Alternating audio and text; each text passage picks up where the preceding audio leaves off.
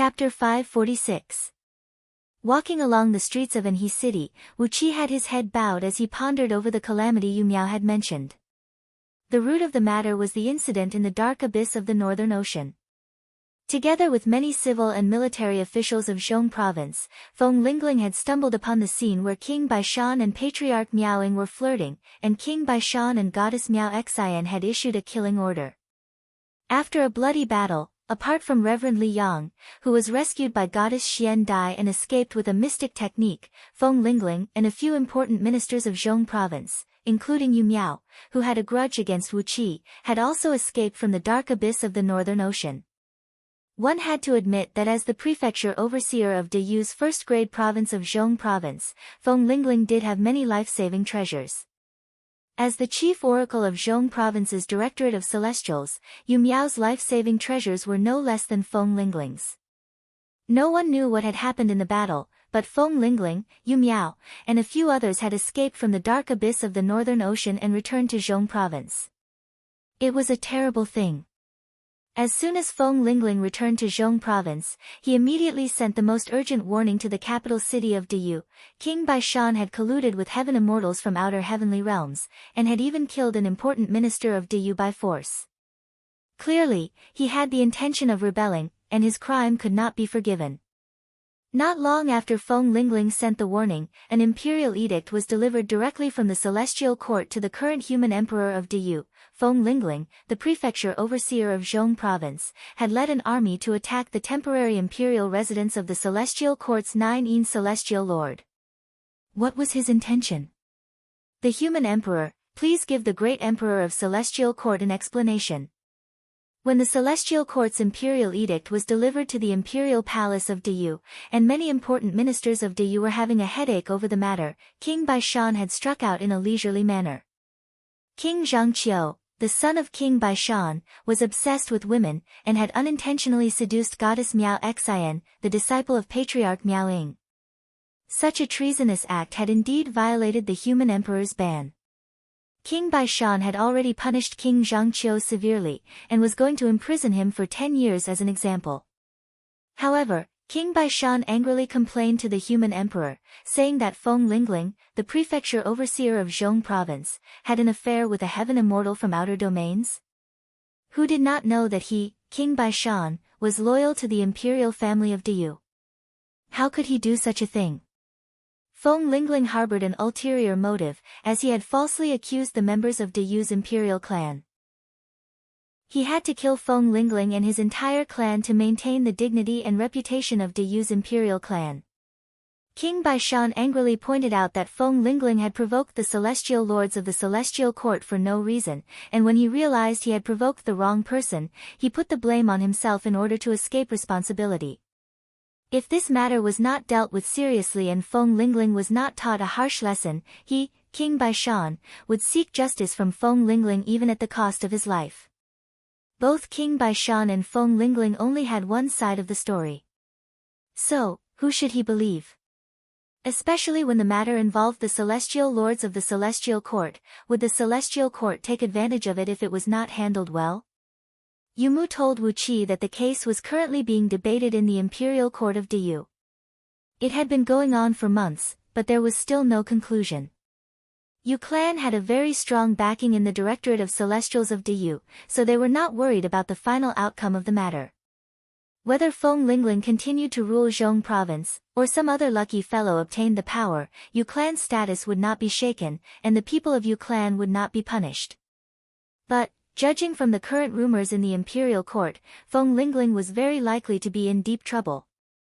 Once Feng Lingling was in deep trouble, Feng clan would face a purge from top to bottom. All the officials and clans in the 300 provinces under the jurisdiction of Zhong province would be purged with blood, and replaced by the direct descendants of the new prefecture overseer. Such a thing had happened more than once in the history of Deyu, and the official clans of Deyu had a deep understanding of such a cruel purge. If Feng Lingling was really purged, no doubt Feng clan would be in deep trouble, but Zhu Linggong, who had just been appointed as the county governor of Anhui city and the lord of Anhui city, would also be knocked down to the ground. Yu Mu hinted to Wu Qi that only when Wu Qi became his ally could he protect Wu Qi. In return, Wu Qi would naturally support Yu Mu with his military force. Both of them would support each other and move forward together. After all, as a member of Yu clan, Yu Mu also had the ambition to climb up the ranks. The higher the status of a member of Yu clan, the more profound mystic techniques and talismans they could obtain, the better supplies they could get, and the stronger beast souls they could fuse with. The reason why Yu Mu chose Wu Qi as his ally was that Wu Qi was born in the wilderness, and had nothing to do with the official clans in Zhong province. At the same time, Wu Qi had shown excellent aptitude and charisma. A man like him was destined to have a good future in the military court. Yu Mu was a smart man, so he approached Wu Qi and made a formal request to form an alliance. Since I have nothing to lose, why shouldn't I agree to his request? Wu Qi smiled. Just now in the Directorate of Celestials, he had promised Wu Qi that as long as Yu Mu could protect him in the storm that might break out in the future, he would do his best to help Yu Mu attain a higher status and greater benefits. In the same way, Yu Mu would use all his strength to pave a golden path for Wu Qi's advancement. It was nothing more than an exchange of benefits. Yu Mu was very experienced in doing such things, but he never dreamed that Wu Qi was 100 times more experienced than him. Grinning coldly, Wu Qi suddenly turned around and walked out of Anhe City, striding toward a vast mountain range in the distance. As he ran, Wu Qi quickly spread his divine sense in all directions, cautiously checking the surroundings. Meanwhile, the 6 celestial fiend puppets spread out in all directions, guarding the passage behind Wu Qi, not allowing any eyesore to pass through. The ground under his feet trembled slightly as Wu Qi's divine sense captured the fluctuation of an energy vein.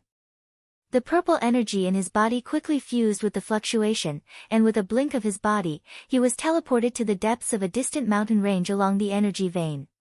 He did not make any sound or stir up any energy fluctuation when he teleported. It was the Kuafu chasing the sun's step, a divine ability unique to the experts of the human race.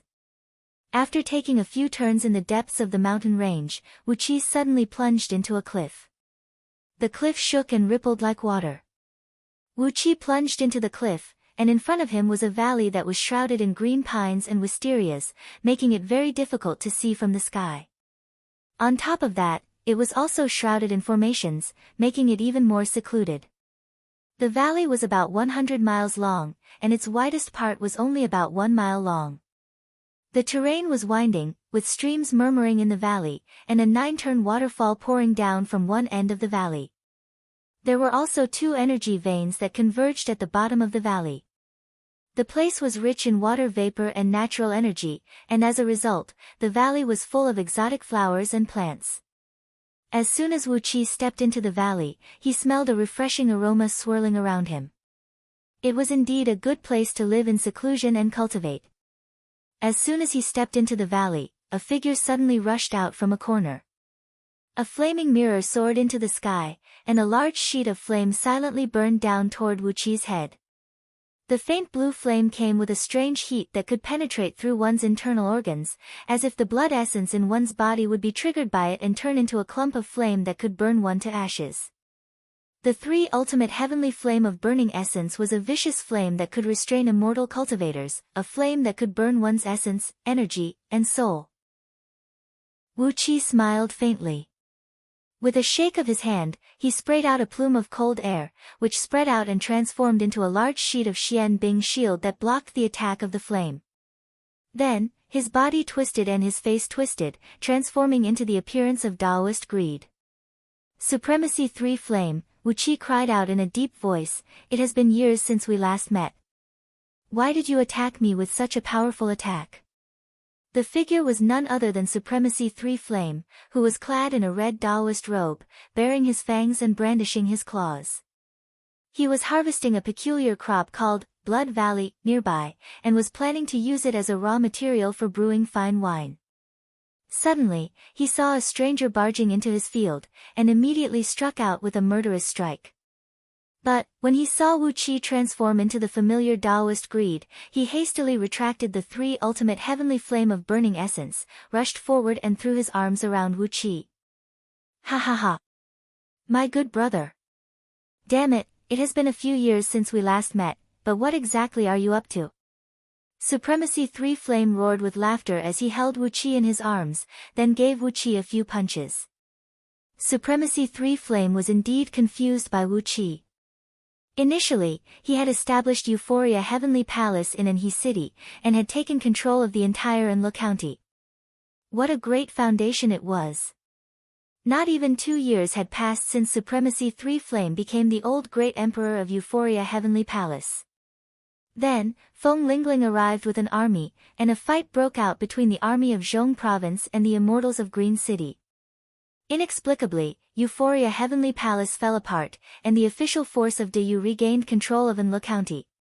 After that, Wuqi's celestial fiend puppet brought Supremacy 3 Flame and the others to hide in this deep valley. Over the past few months, not even a shadow was seen. Supremacy 3 Flame was a man who liked bustling places, and he had been bored to death in this valley.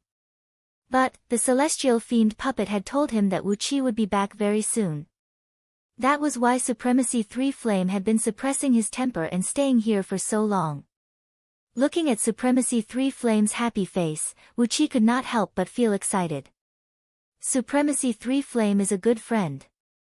Gladly holding Supremacy 3 Flame's hand, Wuqi told Supremacy 3 Flame about what happened in Miaoying Palace, and what he had been doing over the past 2 years. He especially told Supremacy 3 Flame that the purpose of his visit this time was to develop his own power in Anhui County. Because Wuqi already had a very reliable ally in Anhui County, he did not have to worry about any obstruction from the official force of Deyu. Wuqi was planning to build an enormous power with Anhui County as the foundation. Supremacy 3 Flame danced with joy as he listened to Wuqi's story. Just as he was about to ask Wuqi about his specific plan, Eugene hurried out from the deep valley with Beiji. Upon seeing Wuqi, Eugene could not help but fall to his knees excitedly and say, "Senior, you're finally back." Beiji, on the other hand, dropped to his knees obediently and kowtowed respectfully to Wuqi.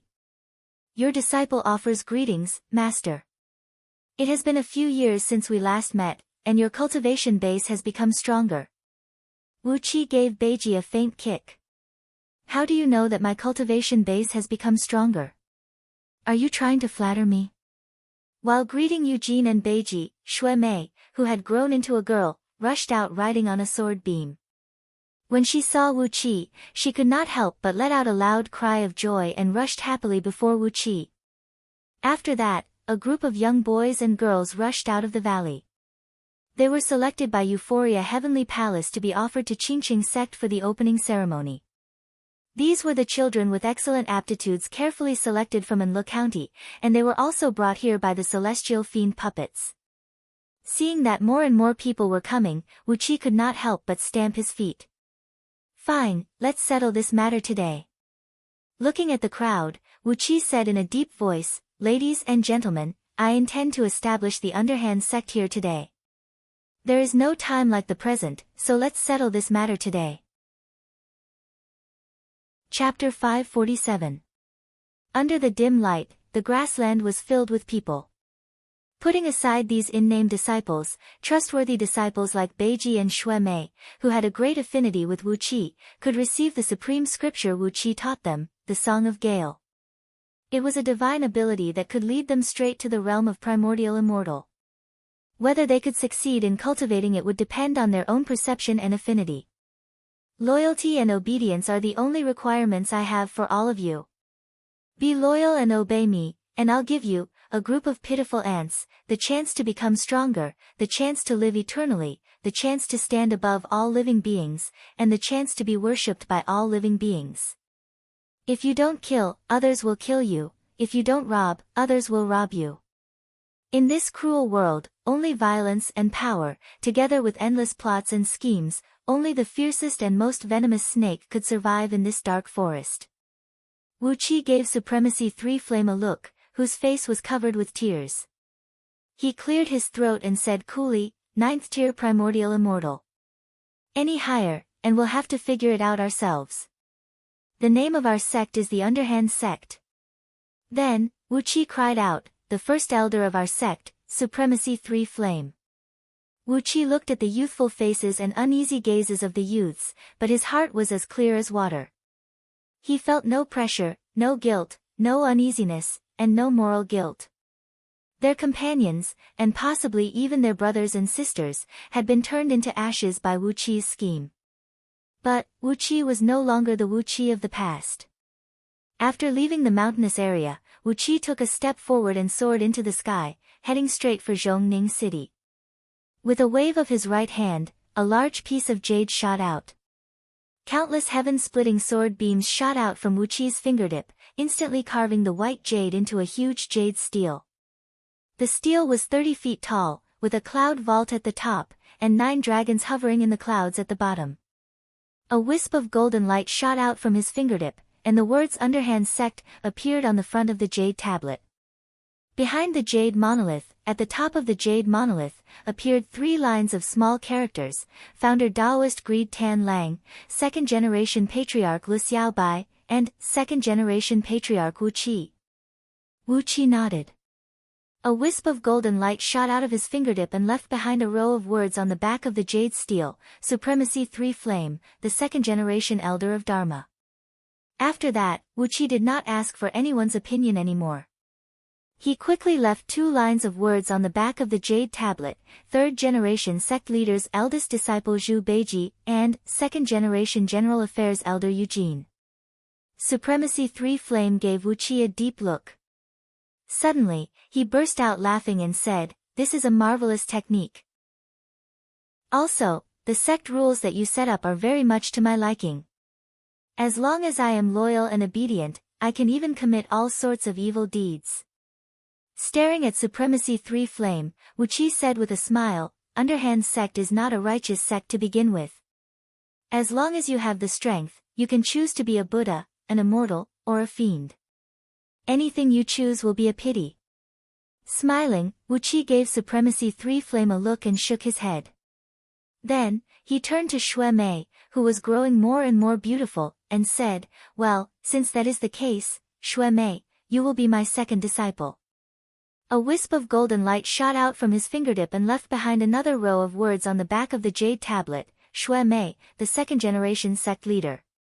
Nodding slowly, Wu Qi pointed at the boys and girls and said in a deep voice, "You ants live under the heavenly Tao.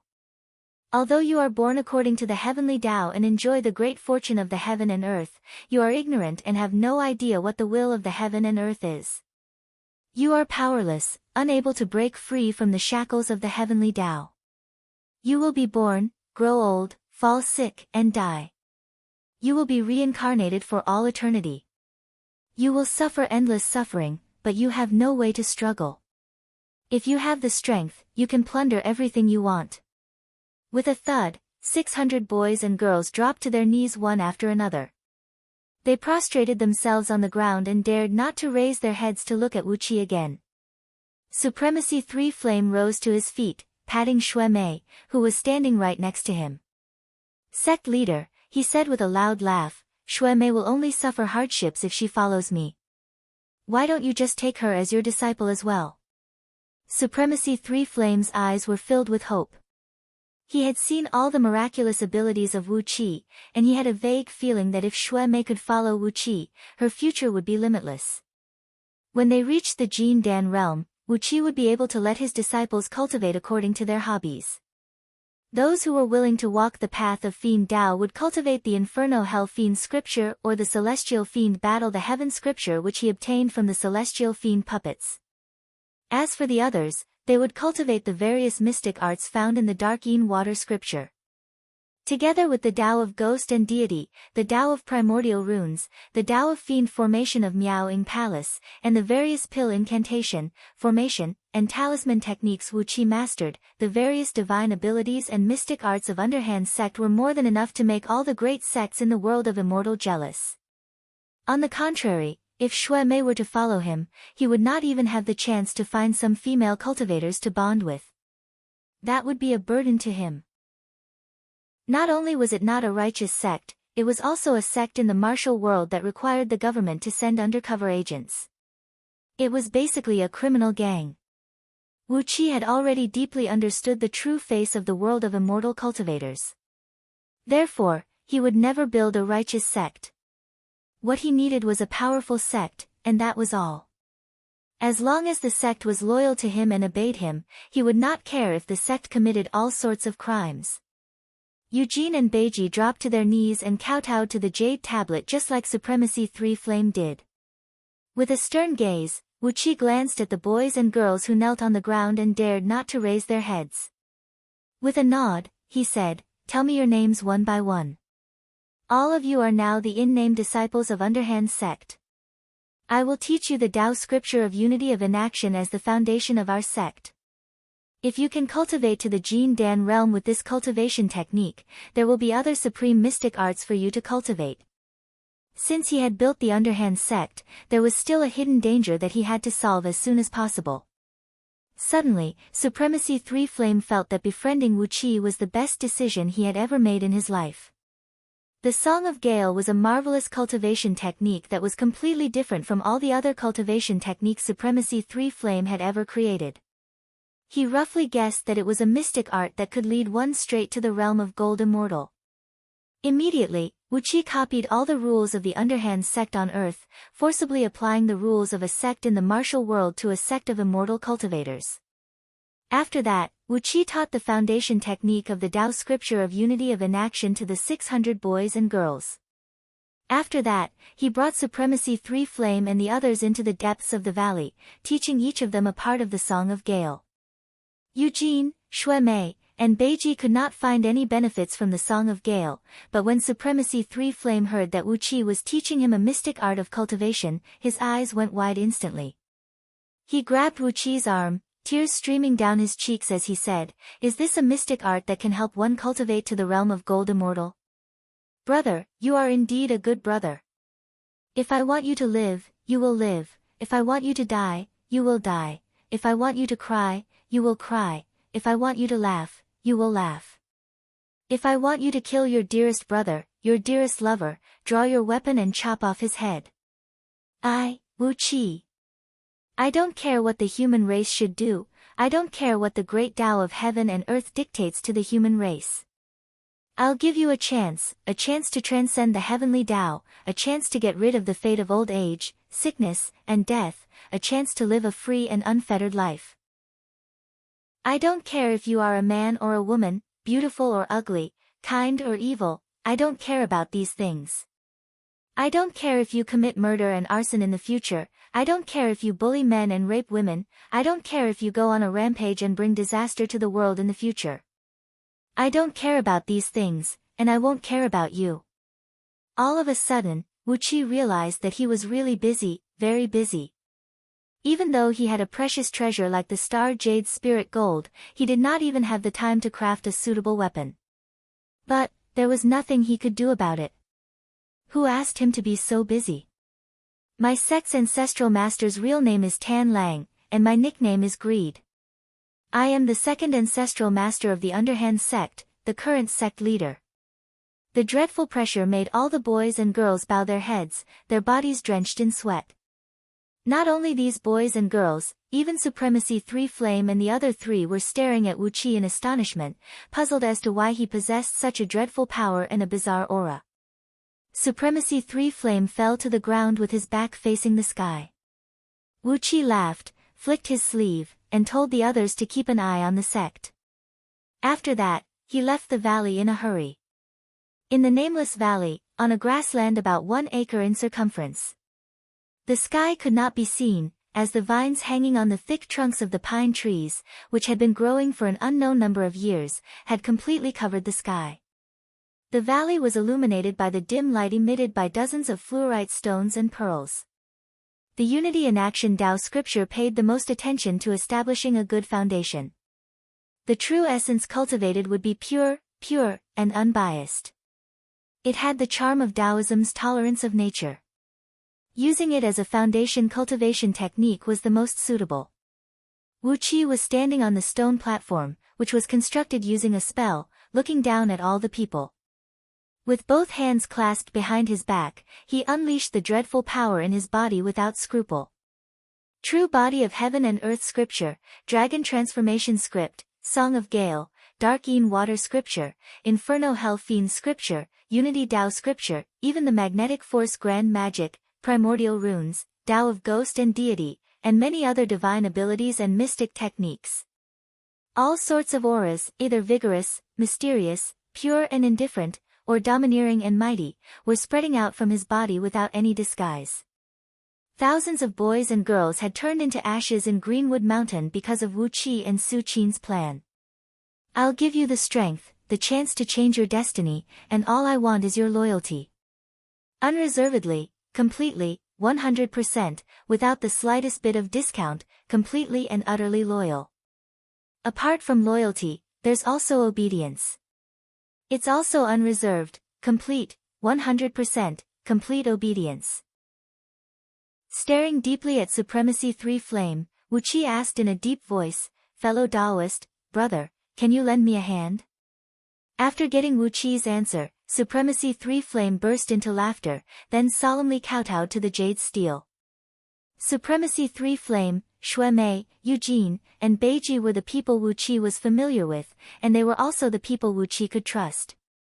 Behind them were 600 boys and girls from Qiqi, all of whom had impeccable talent and background.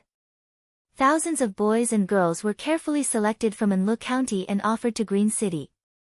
After the great battle in Greenwood Mountain, only 600 of them survived and were brought to this valley. As long as you have the strength, you can do whatever you want. Chapter 548. After laying the foundation of the underhand sect on Panga continent in this nameless valley, Wu Qi suddenly recalled the information he was told by the people of Luo clan when he was in Mi province. There was a copy of the Panga's map in the prefecture overseer's mansion, which could tell if there were any immortal cultivators through the changes in the underground energy veins. In order to establish the underhand sect, he would need a vast foundation to provide a great amount of immortal stones, energy stones, and various spirit herbs to train his disciples. In order to do so, he would need to excavate energy stone veins and collect various spirit herbs. Wu Qi even planned to find a blessed land, connect all the underground energy veins together, and forcibly build an immortal mansion. Any big move would be exposed in the copy of the Panga's map in the prefecture overseer's mansion, and he might be violently suppressed by the officials of Diyu. In order to avoid this danger, Wu Qi had to rush to Zhongning City and solve this threat. But, as to what he should do, Wu Qi could only wait until he arrived at Zhongning City, and then think of other ways. Just like 3 months ago, Zhongning City was still heavily guarded.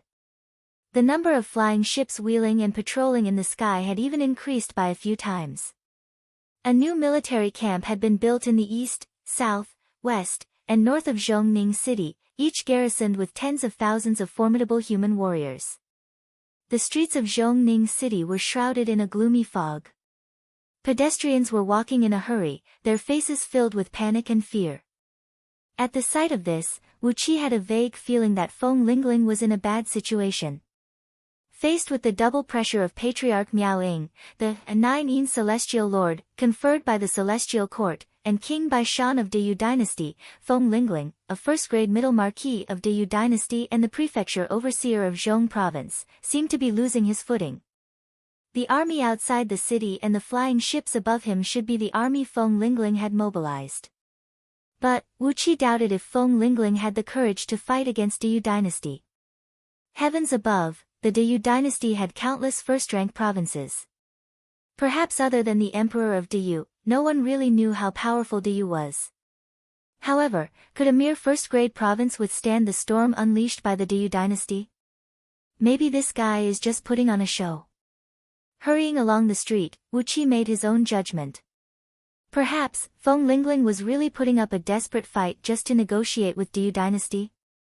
Wu Qi could not help but cry out in his mind once again, "Oh heaven, is Feng Lingling out of his mind? Negotiating terms with the Diyu Dynasty? Was he trying to force the human emperor to take action personally?" However, this had nothing to do with Wu Qi. Although Feng Lingling was set up by Wu Qi and ended up in this situation, Wu Qi had no sympathy for him at all. Wu Qi had an old grudge against Feng Lingling's precious son, Feng Zhupin. So, how could he have the mood to sympathize with Feng Lingling? Zhongning City was filled with the aura of an impending storm, and Wu Qi could not help but think of Su Qin. It had been 3 months since he returned to Anhe City, and Su Qin was nowhere to be found. According to Yen Bugue, Su Qin had gone out for a stroll, and was checking on the situation of the elites of the scouting office. Zhongning City was in a state of chaos now, and this old mister was not going to intervene in it. The strange atmosphere in the city that was filled with a faint smell of blood startled Ao Buzan, who had been hiding in Wu Qi's clothes and absorbing the energy of the flaming tiger. Slowly, he poked one eye out from Wu Qi's clothes, glanced around, and said with a firm tone, "I can smell a lot of dead people. Many of them will be killed. TSK, this girl has a pair of long legs." Just as he said those words with a serious expression, Ao Buzan suddenly saw a female captain clad in a soft armor walking hastily by the roadside. Saliva immediately trickled down from the corner of his mouth. His eyes stared straight at the female general's swaying and slender body, and his eyes immediately turned red. Reaching out, he pressed down on Ao Buzan's head and shoved him back into his clothes. Then, Wu Qi said earnestly, "Work hard in your cultivation. You can see it, but you can't eat it. Aren't you torturing yourself?" Ao Buzan's gloomy roar echoed out from his clothes, and in just a blink of an eye, he had lost all signs of life. Sure enough, this fellow had devoted all his attention to absorbing the enormous energy of the flaming tiger. Walking along the street and approaching the prefecture overseer mansion, Wu Qi saw that the teleportation formation in front of the mansion was filled with fully armored warriors. With a cursory glance, he found that there were at least 5,000 formidable warriors surrounding the teleportation formation. A few captains clad in golden armors stood next to the formation, and the aura emanating from them made Wu Qi hold his breath. They were definitely gold immortals. After losing the enchanting skull's flag and other immortal items that specialized in attacking one's nascent soul, Wu Qi did not have a handy weapon.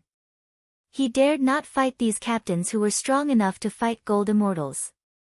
Carefully glancing at the few captains from the corner of his eyes, Wu Qi hurriedly turned into a small alley on the side of the road. With just a glance, Wu Qi found something very strange. The oracles of the Directorate of Celestials, who hovered above the mansion and formed a defensive formation with the flying ships, were nowhere to be seen. Apart from the 200 large flying ships cruising above the mansion, not a single oracle was seen. Without the help of the oracles, the defense of the prefecture overseer mansion was riddled with holes. Wu Qi scanned the mansion with his chaotic divine eyes, and found that there were gaps everywhere that he could easily sneak into. After pondering for a brief moment, Wu Qi recalled what Yumu had told him, and came to the conclusion that Yumu, the Grand Oracle of the Directorate of Celestials in Zhong Province, had abruptly renounced his support for Feng Lingling. It was very likely that Yumu had reached an agreement with someone in power in Deyu clan, betraying Feng Lingling in exchange for the protection of the rights and interests of Yumu and his clan in Zhong Province. Feng Lingling, it looks like you're in a very bad situation. Wu Qi thought gloatingly, and was pleasantly surprised to find that a chaotic and unstable Zhong Province was more beneficial to the development of the underhand sect. Therefore, he decided to let Feng Lingling suffer. The more turbulent Zhong Province became, the more convenient it would be for the underhand sect.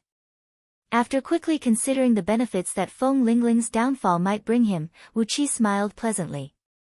With a twist of his body, he transformed into a clump of yellow earthen mist and fused with the ground. Then, he quickly plunged into the prefecture overseer mansion, and began to wander around under the mansion with ease. Complicated restrictive formations had been set up under the prefecture overseer's mansion, but the formations used by humans were very different from those used by immortal cultivators. The formations of the human race could only function under the control of powerful oracles at all times, unlike the formations used by immortal cultivators, which could absorb natural energies at any time and continue to function. When Yumu had removed all the oracles from the Directorate of Celestials, there were only 2 or 3 formations left under the mansion. Obviously, they were derived from immortal formations, and the others had long stopped working. With a sigh, Wu Qi easily penetrated the dilapidated defensive system under the mansion and entered the core of the mansion. A large number of soldiers were patrolling the mansion, especially near a magnificent hall built around a garden. Nearly 10,000 soldiers had surrounded the hall, and from time to time, officials in long robes and tall crowns, as well as generals in full armors, were seen walking in and out of the hall with complicated expressions on their faces. From time to time, the cries of women and children could be heard coming from one of the halls in the middle of the mansion. The mansion was on the verge of collapse, and it was a scene of doomsday. Wu Qi could not help but shake his head. Neither Wu Qi nor Su Qin, the mastermind behind all this, had expected that Feng Lingling would end up in such a state. At most, he thought that Feng Lingling would be killed in the dark abyss of the Northern Ocean. He did not expect that he would escape and return, and that he would bring the entire Zhong province into turmoil. After wandering around for a while, Wu Qi found something interesting when his divine will swept across a hall behind the main hall of the mansion. A thought came to Wu Qi's mind. This is it. He immediately fled into the hall and appeared in the middle of the hall in a dignified manner. The hall was empty, with not a single person in sight. With his divine will, Wu Qi discovered that not only this hall, but even the important halls in the surroundings, where a great amount of gold and jade jewelry, energy stones, immortal stones, and official documents were all unguarded. In the prefecture overseer's mansion, only the few halls near the back garden were heavily guarded by nearly 10,000 soldiers. The other places were practically deserted. Wu Qi gave the tightly shut door a glance over his shoulder, smiled, and came before a strange screen at the far end of the hall. At first glance, it was just an ordinary screen made of white jade, measuring 100 feet in length and 30 feet in height. A clean piece of jade was mounted on a bracket made of black volcanic rock. It looked ancient and heavy, and there was nothing special about it. But if one were to look closer, one would notice that wisps of smoke or rays would flash across the screen from time to time, and many images of mountains, rivers, towns, and villages could be seen flashing across them. Countless tiny specks of light were hidden behind the screen, and between them were threads that were tens of thousands of times thinner than a strand of hair. With a thought, Wu Qi memorized the distribution of these light specks and threads with his enormous divine will. If he was not mistaken, these light specks were the locations of the various spirit veins in Zhong province. And, these threads were the energy veins that connected the spirit veins between the spirit veins. Wu Qi exercised his chaotic divine eyes and glanced around the screen. When he found that there were no defensive mechanisms around the screen, Wu Qi smiled delightedly and sent his enormous divine will into the screen. Immediately, he sensed a wisp of faintly discernible intelligence like that of a newborn baby. Sensing the intrusion of Wu Qi's divine will, the intelligence immediately snuck into the depths of the screen. Wu Qi's innate chaotic divine soul followed the wisp of wisdom and rushed into the deepest part of the screen like an invisible ghost, completely unaffected by the various restrictive spells on the other side of the screen. Amidst the boundless clouds and smoke, a small continent was seen hovering above them. It was a small continent with mountains, rivers, and countless villages and towns. When Wu Qi scanned it with his divine will, he immediately found familiar mountains and rivers such as in He City and Enle County. With just a thought in his mind, this small continent could immediately display the topography of Zhong province to him. Is this the core of the copy of Pangu's map of mountains and rivers? Laughing strangely, Wu Qi immediately separated a wisp of his innate chaotic divine soul and smashed it into the core. Suddenly, a large sheet of clouds burst out from the copy of Pangu's map of mountains and rivers. Countless shadows of mountains and rivers flickered, while bolts of lightning struck straight towards Wu Qi. Chapter 549. Hee, are you trying to tickle me? Purple mist rose from his body as Wu Qi forcibly withstood the attack launched by the copy of Pangu's mountain and river map with his body. The power of the electric light was insignificant, roughly equivalent to the full power of a Jean Dan cultivator's thunder palm. It did not even break a hair on Wu Qi's body. The booklet was just a supportive treasure. It wasn't a weapon to be used in battle, so how could it have much offensive power? Be good, don't run, don't run. You are not a living creature, so why are you afraid of death? Wu Qi mumbled to himself. His enormous divine sense blasted into the core of the copy of Pangu's mountain and river map and swallowed the agile intelligence. Countless information instantly surged into Wu Qi's sea of consciousness. It was information about all the spirit veins, spirit caves, and all the mountains and rivers in the entire central province. The information was very detailed, such as the number of 10,000 years old ginsengs and the number of 10,000 years old Ganoderma growing on a particular mountain. All the information was clearly fed back into Wu Qi's spiritual ocean. In just a quarter of an hour, thousands of mountains and about 30,000 spirit herbs had lost contact with the spirit veins. It could be concluded that there were cultivators active on these several thousand mountain peaks. Moreover, on one of the mountain peaks, there were more than 7,000 spirit herbs being picked at the same time. There was definitely a sizable immortal sect here, and they were currently collecting spirit herbs on a large scale. On the huge jade screen, a red light flickered lightly. Wu Qi compared it to the location of the screen mountain. It was the place where he sensed more than 7,000 spirit herbs were picked at the same time. If the central province was not in such a chaotic state, the central province's army would have already rushed to that mountain to investigate the situation. But now that the central province was in chaos, no one was on duty in this hall, and no one paid any attention to the feedback from the screen mountain. Wonderful. So that's how it is. This copy of Pangu's mountain and river map is actually connected to the entire central continent's earth vein. Wherever the earth vein covers, nothing can be hidden from this place. Wu Qi sighed and said, "Fortunately, I got this information from the Luo clan.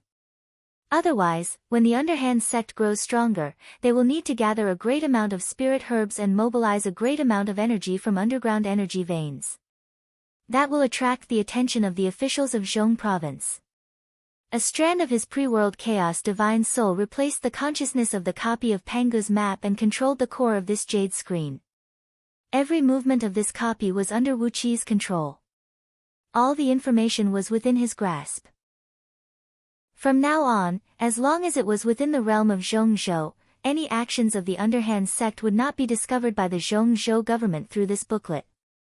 Wu Qi gave the huge jade screen a glance, memorizing some of the information in it. Where were the best spirit veins, where were the best cave residences, where were the best spirit herbs, where were the best spirit stone veins, and all kinds of other metal veins. All the data that was useful to the underhand sect was picked out by him.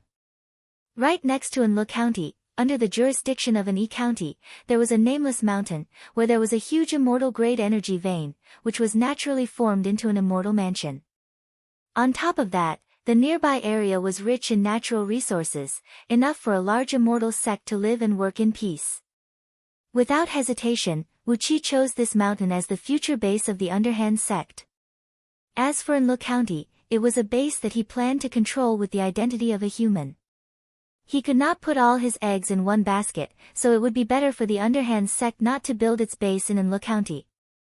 After a careful examination of the surroundings and making sure that he had not left any traces behind, Wu Qi happily left the Great Hall and went to a few important storerooms in the mansion. According to the rule of Great Yu Dynasty, every first-grade province had to pay tribute to the capital city once every 10 years. During the 10 years, the most valuable part of the tributes collected by the prefecture overseers would be stored in the treasury of the prefecture overseer mansion. With a cheerful smile on his face, Wu Qi entered the storeroom on the west side of the mansion. The number of immortal stones and energy stones consumed by Yu Dynasty every year was astronomical. Whether it was the bone talismans and formations of the Directorate of Celestials, the teleportation formations in various places, or even the war machines such as flying ships, they all consumed a great deal of immortal stones and energy stones. Therefore, immortal stones and energy stones accounted for a large part of the tributes that Yu Dynasty sent to the capital every year. The storeroom of immortal stones was hidden deep underground, measuring more than 10 miles in both width and length. It was only when he arrived here that Wu Qi realized what it meant to be piled up like a mountain. A great number of immortal stones and energy stones were piled up neatly in this place. For the future development of the underhand sect, the various formations and diagrams in the sect would consume a great amount of immortal stones and energy stones. A killing formation that covered an entire mountainous area would cost tens of thousands of immortal stones, and the supporting energy stones would cost millions of energy stones. If the underhand sect were to mine such a huge amount of immortal stones and energy stones, it would take a lot of manpower and time. But here, a small mountain of immortal stones and energy stones were waiting for Wu Qi. After laughing loudly, Wuqi cast a restrictive spell and flicked his sleeve. A stream of light shot out, and countless immortal stones and energy stones flew whistling into his sleeve and were hidden in the interstitial space he had temporarily created. Interstitial space was a unique trick of heaven immortals. However, to create an interstitial space in his sleeve and store such a huge amount of immortal stones and energy stones, it would consume Wuqi's energy continuously. Helplessly, Wuqi touched the poor-quality storage ring on his finger, which only had the space of 3 rooms. He began to miss the black dragon spirit ring that had a large storage space. He sighed and gave the empty storehouse of immortal stones a look. Then, he went into the storehouse of ores next door and looted the huge amount of metal ores stored in Zhong province.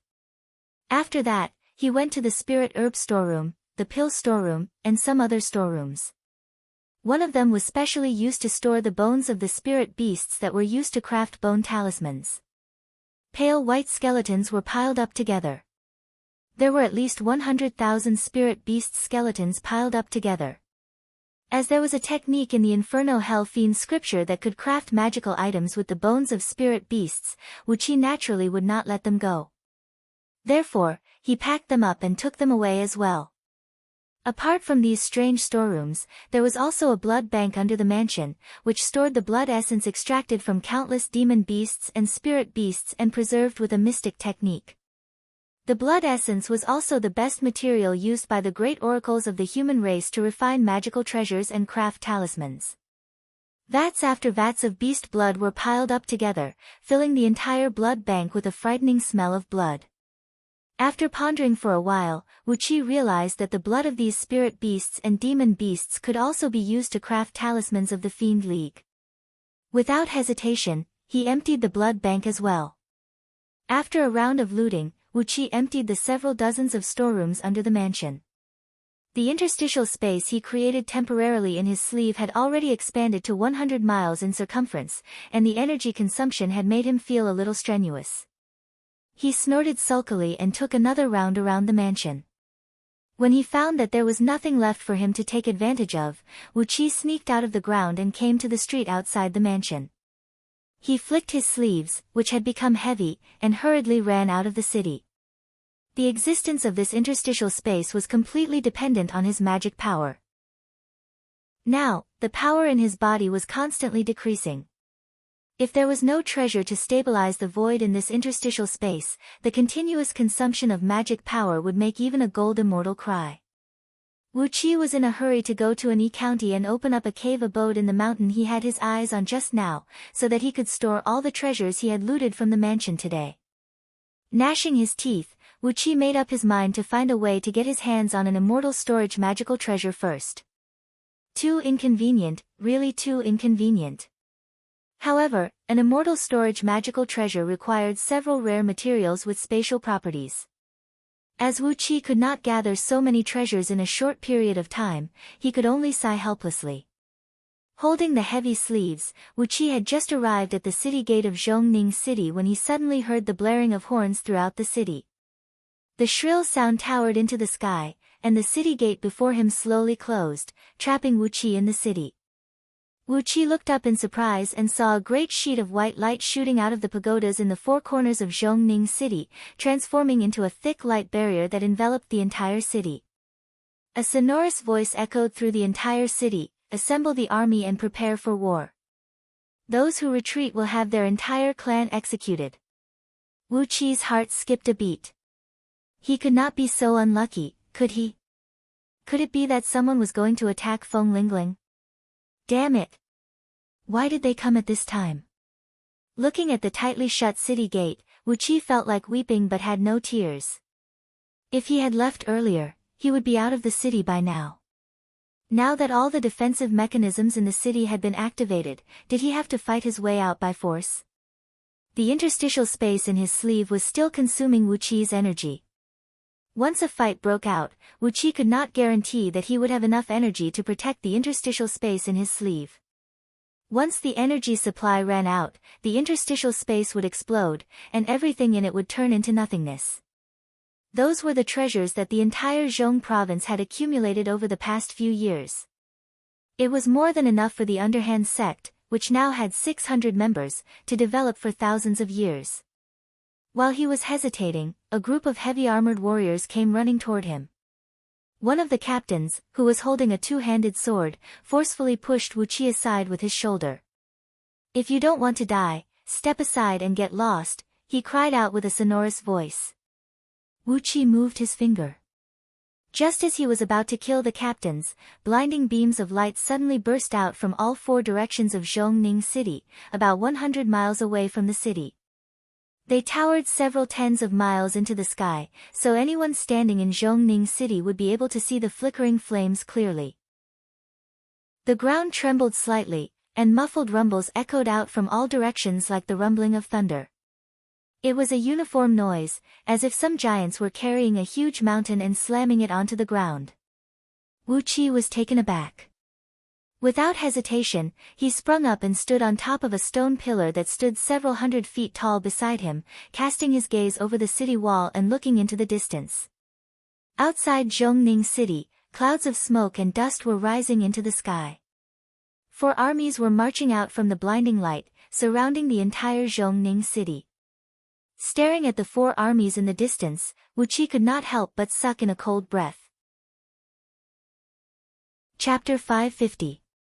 In Zhongning City, the prefecture overseer of Deyuzhong province. From the east, 1,000 longbow men clad in heavy stone armors, each standing 1,000 feet tall, were marching neatly toward Zhongning City.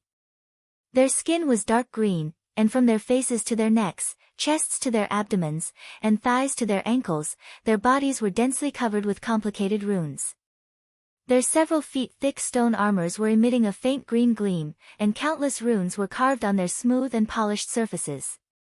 Green airwaves visible to naked eyes were swirling around these longbow men, emanating an enormous aura that made one's heart palpitate. These longbow men were the culprits that caused the ground of Zhongning City to tremble. Not to mention their height and weight, just the stone armors they wore alone weighed at least several 100,000 kilograms. With every step they took, they covered a distance of over 100 feet. Every step they took left deep footprints on the ground, and countless tiny cracks could be seen on the ground around them. Behind these longbow men were 30,000 elite warriors clad in bronze armors, riding on single-horned dragon riders that looked like raptors. Their left hands were holding the reins, while their right hands were holding a 60 feet long spear with a peculiar shape. They were following closely behind these longbow men. Wu Qi gave these men a glance with his divine will. Each of them had an overall strength not weaker than a heaven immortal, and the elite soldiers behind them each had an overall strength that could match a nascent divinity cultivator.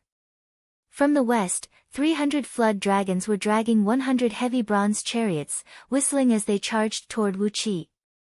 Each chariot had 6 wheels, was 30 feet wide and 100 feet long, and had 2 floors.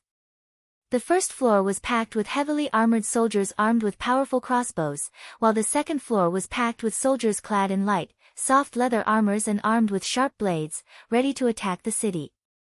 Behind the 100 bronze chariots were a large number of slow-moving siege weapons, including tall ladders, huge mobile watchtowers, and ancient war machines such as battering rams and battering rams. Among them, the most eye-catching were 3 tall celestial fiend puppets carved out of obsidian. Each of them stood 2,000 feet tall, emanating a dazzling light as they walked slowly toward the city wall, driven by the runes embedded in them. Wu Qi glanced at the city wall of Zhongning City, wondering if it could withstand a single punch from these 3 obsidian celestial fiend puppets. Through his chaotic divine eyes, he discovered an energy core inside the puppet, which was as hot as lava and emitting a bright light like a small sun. Judging from the terrifying power emitted by the energy cores, it was clear that the 3 stars in the sky had been shot down, and after a powerful compression, they were embedded in the bodies of these puppets as power sources. Just the power of these 3 energy cores was comparable to that of an 18th-tier gold immortal. It was not hard to imagine the destructive power of these puppets. In the north, there were 60,000 feathermen flying in the sky. Their wings connected with each other, turning into a dark cloud that covered the sky and swept over. The feathermen were flying at a height of 100 miles above the ground, holding exquisite longbows in their hands and carrying huge quivers on their backs. Each of them carried at least 300 arrows on their back.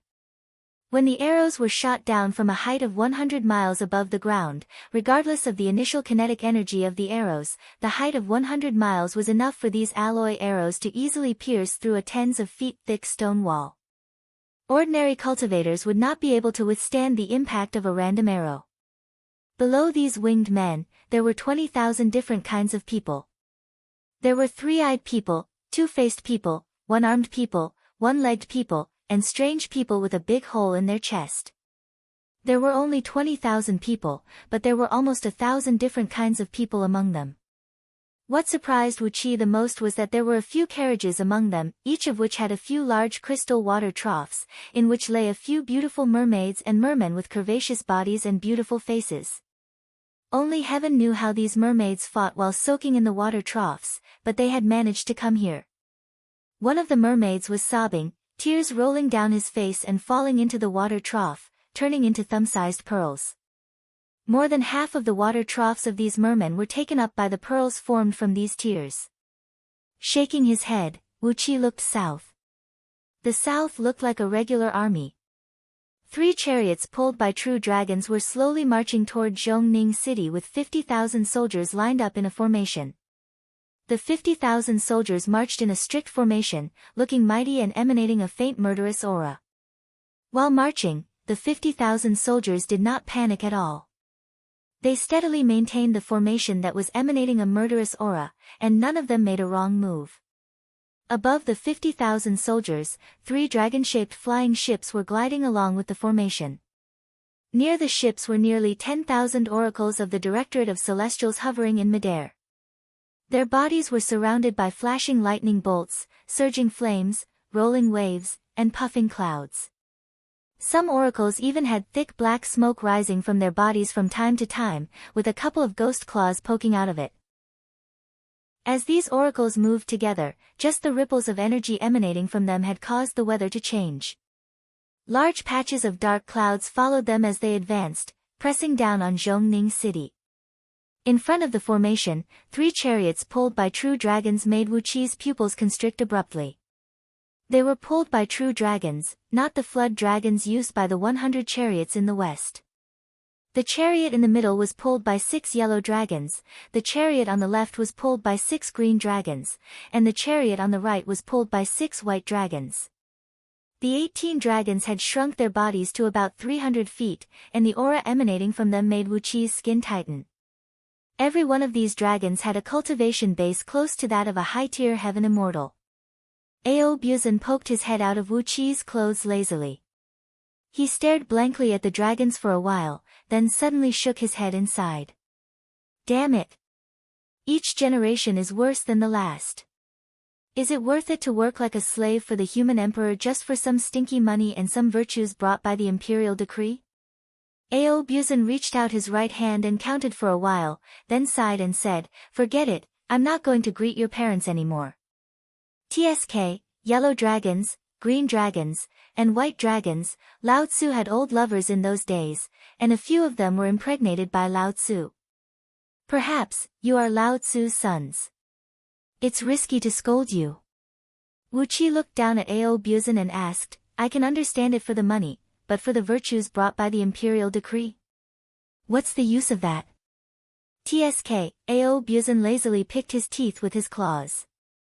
Casting a mocking glance at Wu Qi, Ao Buzan chuckled and said, As for the use of virtues, you can treat it as a fart, but it smells very good.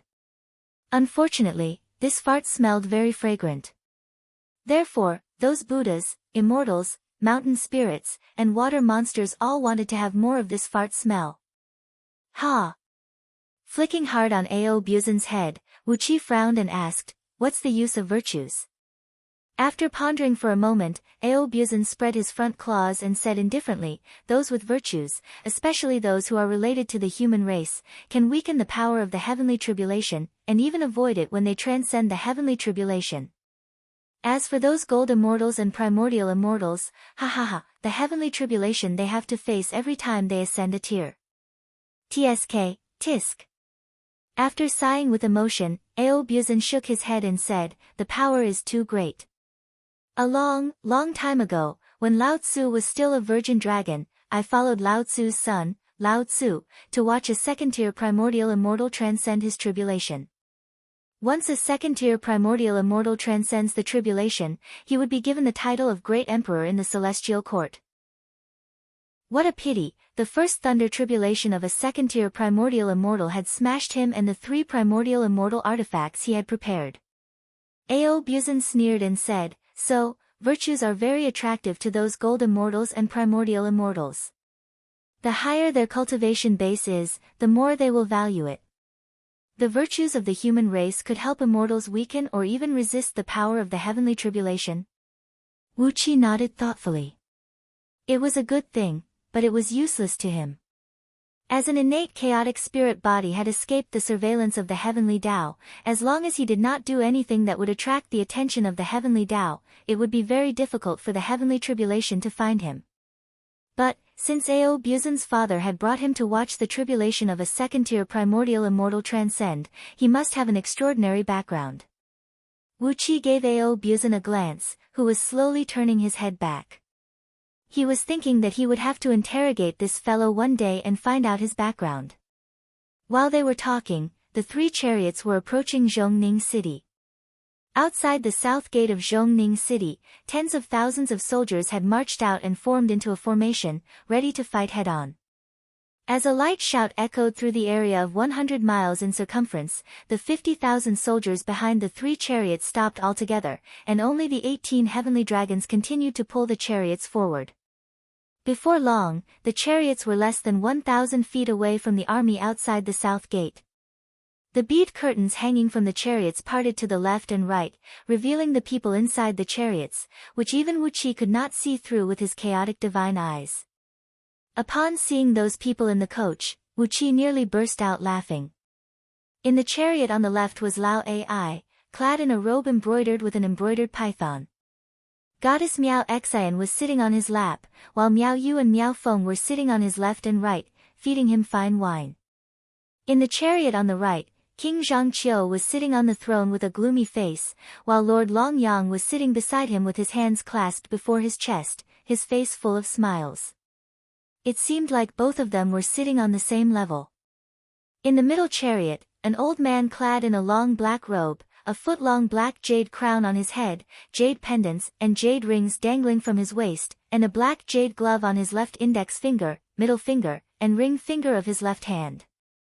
He was emanating an eerie aura, sitting side by side with an immortal official of the Celestial Court, who was clad in a starry crown and a splendid robe.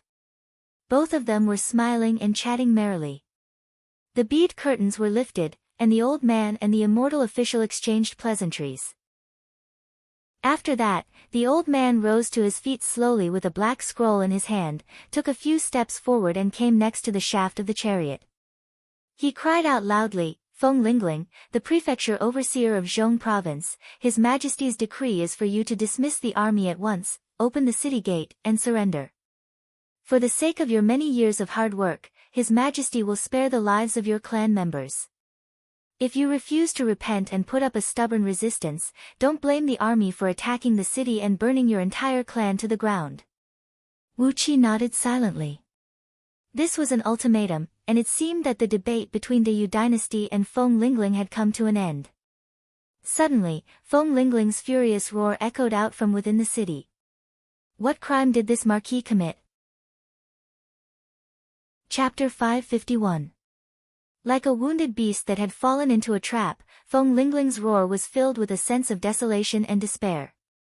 His sonorous yet hoarse voice towered into the sky like a whirlwind brought up by a great rock, causing a strong gust of wind to surge around Zhongning City, and dust to spread out in all directions like a gray iron curtain. The old man smiled faintly. With the imperial decree in his hand, he cried out in a deep voice, "Who are you to judge whether you are guilty or not? Feng Lingling, bow your head and admit your guilt, and you may still have a chance to live. If you resist stubbornly, don't blame the army for being merciless and wiping out the entire Zhongning city." Wu Qi was shocked. Wiping out the entire Zhongning city. If you want to kill Feng Lingling and his clan, I will not have any objection. But, if I wipe out the entire Zhongning city, won't I be trapped in it as well? Frowning, Wu Qi's body abruptly transformed into a clump of dark mist, and he was about to drill into the ground. But, a burst of white light flickered on top of the pagodas around Zhongning city, and a tremendous counterforce bounced Wu Qi up from the ground, causing him a severe pain all over his body, and nearly breaking his bones into pieces. He glanced around furiously. Zhongning city had activated its strategic defensive mechanism, and even the escape art found in the Inferno Hell Fiend scripture could not escape from it. With a twist of his body and mind, Wu Qi transformed into a gust of wind and fled into the sky. But, a sheet of white light sprinkled down from the sky, and numerous runes could be vaguely seen flickering in the air. Once again, Wu Qi slammed headfirst into an iron wall. His body twitched violently as he was bounced back. Countless stars were blinking before his eyes, and he nearly fainted. The defensive mechanism of Zhongning city was extraordinarily strong and ridiculously well defended. Even without the oracles from the Directorate of Celestials, it still exerted a power that left Wu Qi helpless. After all, it was the capital of a first-grade province, and the defensive mechanism of Zhongning city represented the highest level of all the defensive mechanisms and formations of Deyu dynasty. Its defensive strength was only slightly weaker than that of the capital city of Deyu dynasty. Even Wu Qi could only sigh helplessly at the sight of such a tight and meticulous defensive restriction. Although he was exercising an innate escape art, he was still bounced back by the enormous restrictive force in the void. The person who designed this defensive mechanism must be a top figure in Deyu's Directorate of Celestials, and most likely, he was an existence whose strength was comparable to that of a primordial immortal. Only someone like that could restrict the innate chaotic energy. Wu Qi gave the surroundings an annoyed look, then frowned. Stealthily, he transformed into a dark shadow and plunged into the shadow of one of the battlements. Feng Lingling's voice towered into the sky. I have an army of several 100,000 soldiers under my command. How dare you act recklessly? The elderly man, who was holding the edict, chuckled. Shaking his head, he abruptly leaped up and floated in the air, about a mile high from the ground. He unfurled the imperial edict in his hand. Instantly, tens of thousands of streams of yellow light and purple mist burst out of the edict, transforming into 9 golden dragons that flew out of the edict, circling around the old man at high speed. I am Fu Sangyi, the Marquis of Ming, the left imperial edict of Deyu's Directorate of Imperial Edict. By the human emperor's order, I've come here with an army to suppress the rebels, cried the old man sternly. He took a deep breath, then cried out sternly, how can any man of Deyu betray the enemy? As soon as the edict was lit, the ground around Zhongning city began to tremble, and faint dragon roars could be heard echoing out from under the ground. Countless soldiers in the 4 military camps of Zhongning city cried out at the same time. One after another, they turned their weapons and aimed them at Zhongning city.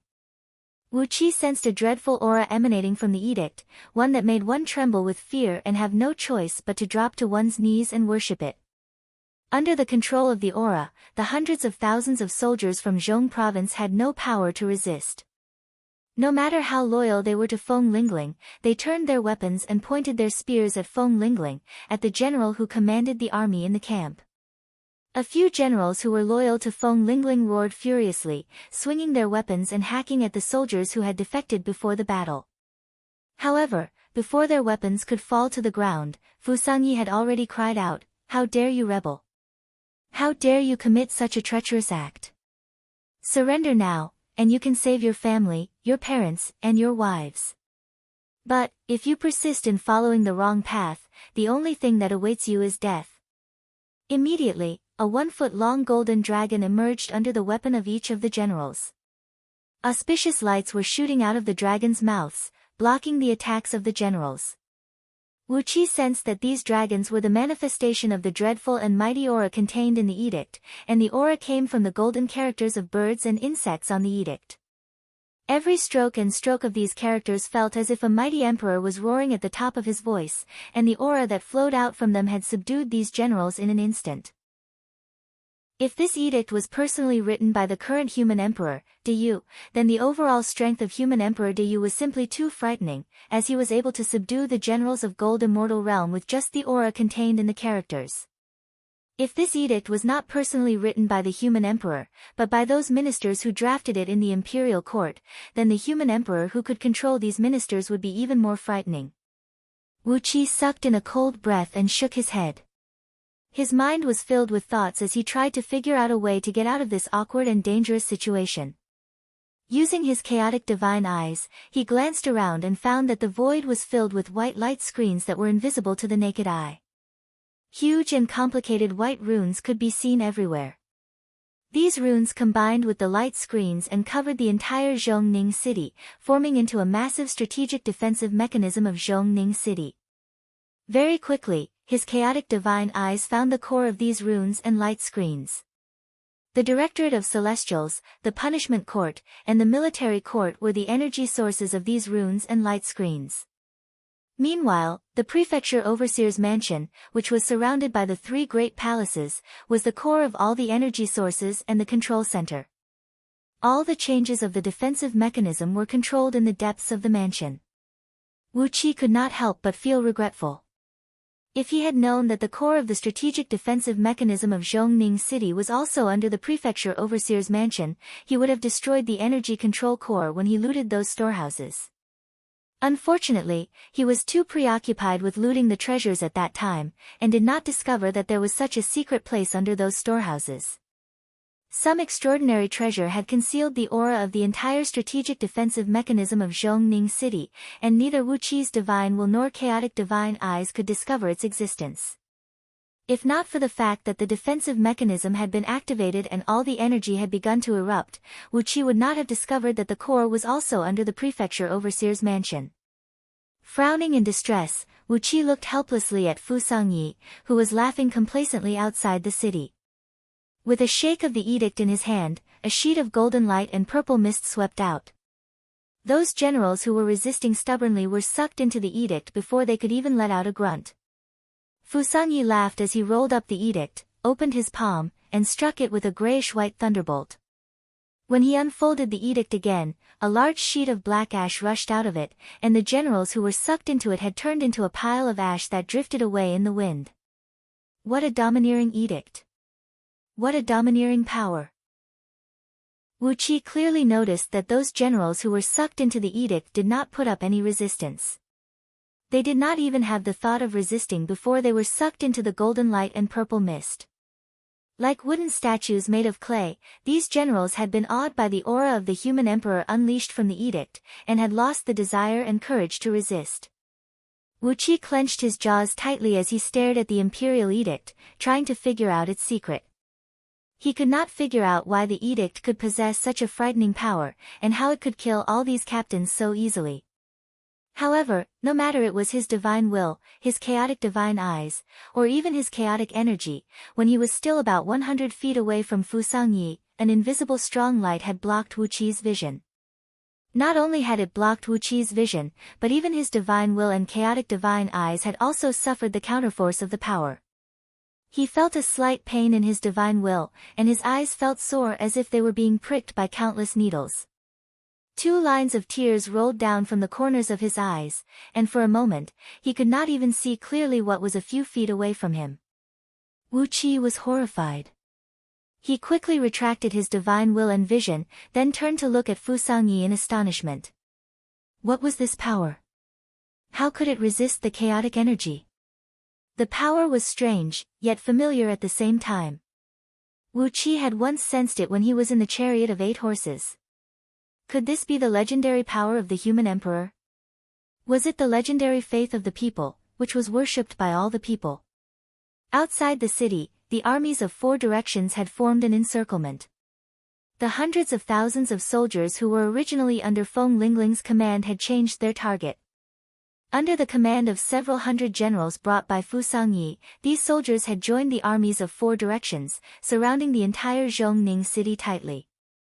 A murderous aura towered into the sky, while a strong wind blew across the army, turning the once scorching hot wind into a piercing cold. The cold wind wheezed around Zhongning city. Even though it was separated by a thick defensive formation, Wu Qi could still feel it drilling into his body through his pores, making his internal organs shiver. Staring at the armies of four directions, Wu Qi could not help but grind his teeth. He knew that even if his cultivation base was 100 times stronger, it would still be impossible for him to fight his way out from the encirclement. The armies of four directions, together with the imperial edict in Fusang Ye's hand, were more than enough to trap and kill several dozens of gold immortals with ease. In the world of cultivators, numbers did not necessarily mean strength. A gold immortal could easily kill countless heaven immortals. But for the human warriors of Diyu, as long as they had enough talismans and formations, their overall strength was more than enough to trap and kill gold immortals, or even existences of a higher realm. Wu Qi gnashed his teeth as he stared at the armies of four directions. Were these fellows really going to slaughter Zhongning City? Even as his heart was burning with anxiety, Lao Ai slowly rose to his feet with Goddess Miao Xian in his arms. Looking up at Fusang Yi hovering in the sky, he said coolly, "Your Excellency, there is no need to talk nonsense with them. Why don't we just attack the city? We will slaughter all the men, and all the beautiful girls will belong to Miaoying Palace. That is our compensation. As for the gold and silver, we will divide them according to our agreement." Goddess Miao Xian cried out in a sweet voice, "Isn't that right? We have prepared such a grand formation, and it will be a waste of our energy if we do not fight them to the death. Let's attack the city now. If Feng Lingling really surrenders, it will be so boring." Fusang Ye's face turned serious as he turned to look at the immortal officer of the Celestial Court. Obviously, Goddess Miao Xian was the leader of the immortal officers of the Celestial Court. He looked at her with a smile, but did not say a word. Fusang Ye's face darkened as he raised the imperial edict and was about to issue the order to attack the city with blood. But right at this moment, Lord Longyang rose to his feet and called out slowly, "Wait, Feng Lingling.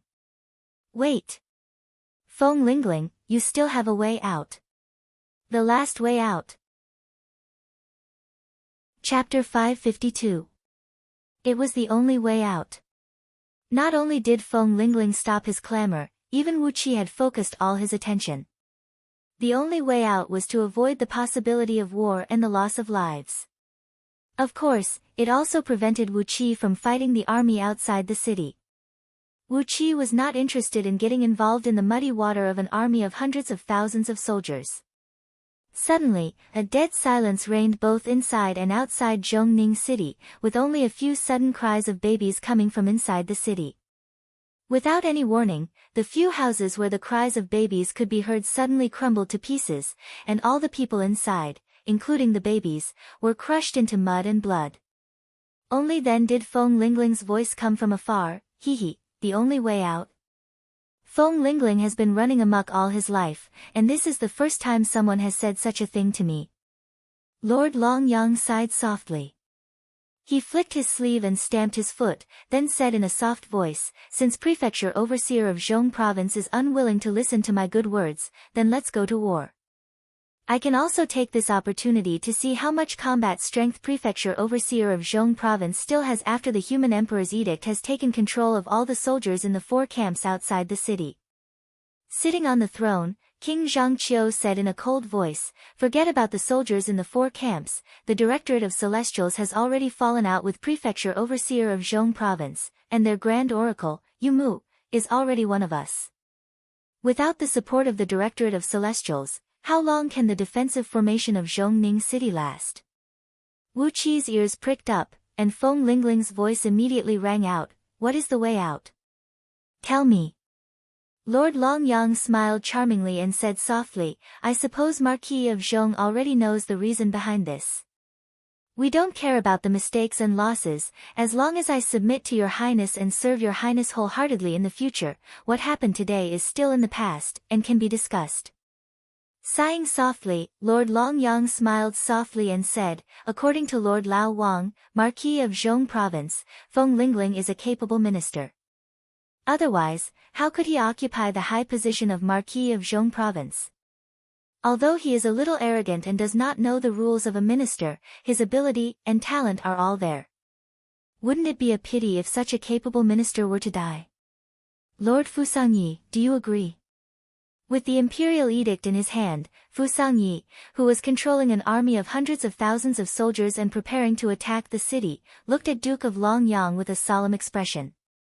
After a long silence, he shook his head and said, Mr. Longyang, what you said just now, was it King Baishan's intention? Lord Longyang looked at Fusangyi in astonishment. After pondering for a while, he bowed to Fusangyi and said, how could this be the idea of our Lord Lao Wang? However, when Lord Lao Wang told us about what happened, he mentioned Feng Lingling. Longyang felt pity for his talent and the difficulty in cultivating his cultivation base, so he wanted to spare his life. Lord Longyang chuckled and said in a soft voice, do you think that our master Lao Wang is the kind of man who tolerates rebellious people and protects those who harbor evil intentions? What kind of person does Lord Fu Sang think our Lord Lao Wang is? Is this not something that our Lord Lao Wang can do, say, or even think about? Fusangyi turned to look at King Zhangqiu with a stern expression. What do you think, King Zhangqiu? What you said just now. King Zhangqiu did not say a word. He just looked at Lord Longyang and nodded. Lord Longyang sighed softly. Staring at Fusangyi, he said with a smile, why are you so calculative, Lord Fu Sang? Feng Lingling is a capable minister, and I don't want to kill his entire clan just like that. If he can leave the city and surrender, it will prove that he still has some repentance in his heart. Fusangyi said immediately, even if he does leave the city and surrender, he will be captured alive and brought to his majesty. Lord Longyang spread his arms and said, have you forgotten something, Lord Fu Sang? Before His Majesty issued the imperial edict and ordered us to lead the army to besiege the city, he only told us to deal with it as we see fit. Feng Lingling is just a mere marquis of first order. Do you really want to capture him alive and bring him back to His Majesty? Fusangyi smiled and shook his head. He gave Lord Longyang's peerlessly handsome face a glance, then sighed softly and said, what you said does make some sense. It is rare that both your highnesses are not going to hold Feng Lingling accountable for his offense. Therefore, he should be handed over to both your highnesses. Lord Longyang said immediately, it is the young prince who cherishes talents. Our Lord Lao Wang will never take a liking to a mere Feng Lingling. In just a few words, countless blades, spears, swords, and halberds were hidden in the words of Lord Longyang and Fusangyi. Fusangyi gave Lord Longyang a deep look. His facial muscles twitched, and he did not say a word for a long while. Lord Longyang smiled indifferently. Staring at Zhongning City, he cried out sternly, Feng Lingling, don't make a mistake. You might not care about your own life, but don't you care about your family and children as well? After a full 15 minutes, Feng Lingling's old and tired voice was heard, Fusangyi, did His Majesty mention in the imperial edict, how would His Majesty punish me if I were to open the door and surrender? Was it a reprimand? Demotion? Banishment? Confinement? Or some other means? I have 175 sons and grandsons, and 97 daughters and granddaughters. I don't even need to mention my wives and concubines. What will they do? Fusangyi remained silent for a long while, and then he said slowly, His Majesty always has a tolerant and benevolent heart. Feng Lingling laughed fiercely and said, how can I open the door and surrender with such empty words? When I open the city gate, all of you will be at the mercy of me. Lord Longyang chuckled. Even as he was about to say something, Lao Ai had already cried out impatiently, Feng Lingling, why are you talking so much nonsense? You can either open the city gate and let them do whatever they want to you, or you can just fight us. I'm very interested in your daughter, your granddaughter, and even your wives and concubines, as well as your mother.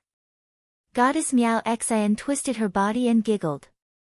She pinched Lao Ai's muscular waist, which did not have any extra fat, and cried out in a coquettish voice, you little rascal, I'm still here. How dare you have the heart to touch another woman?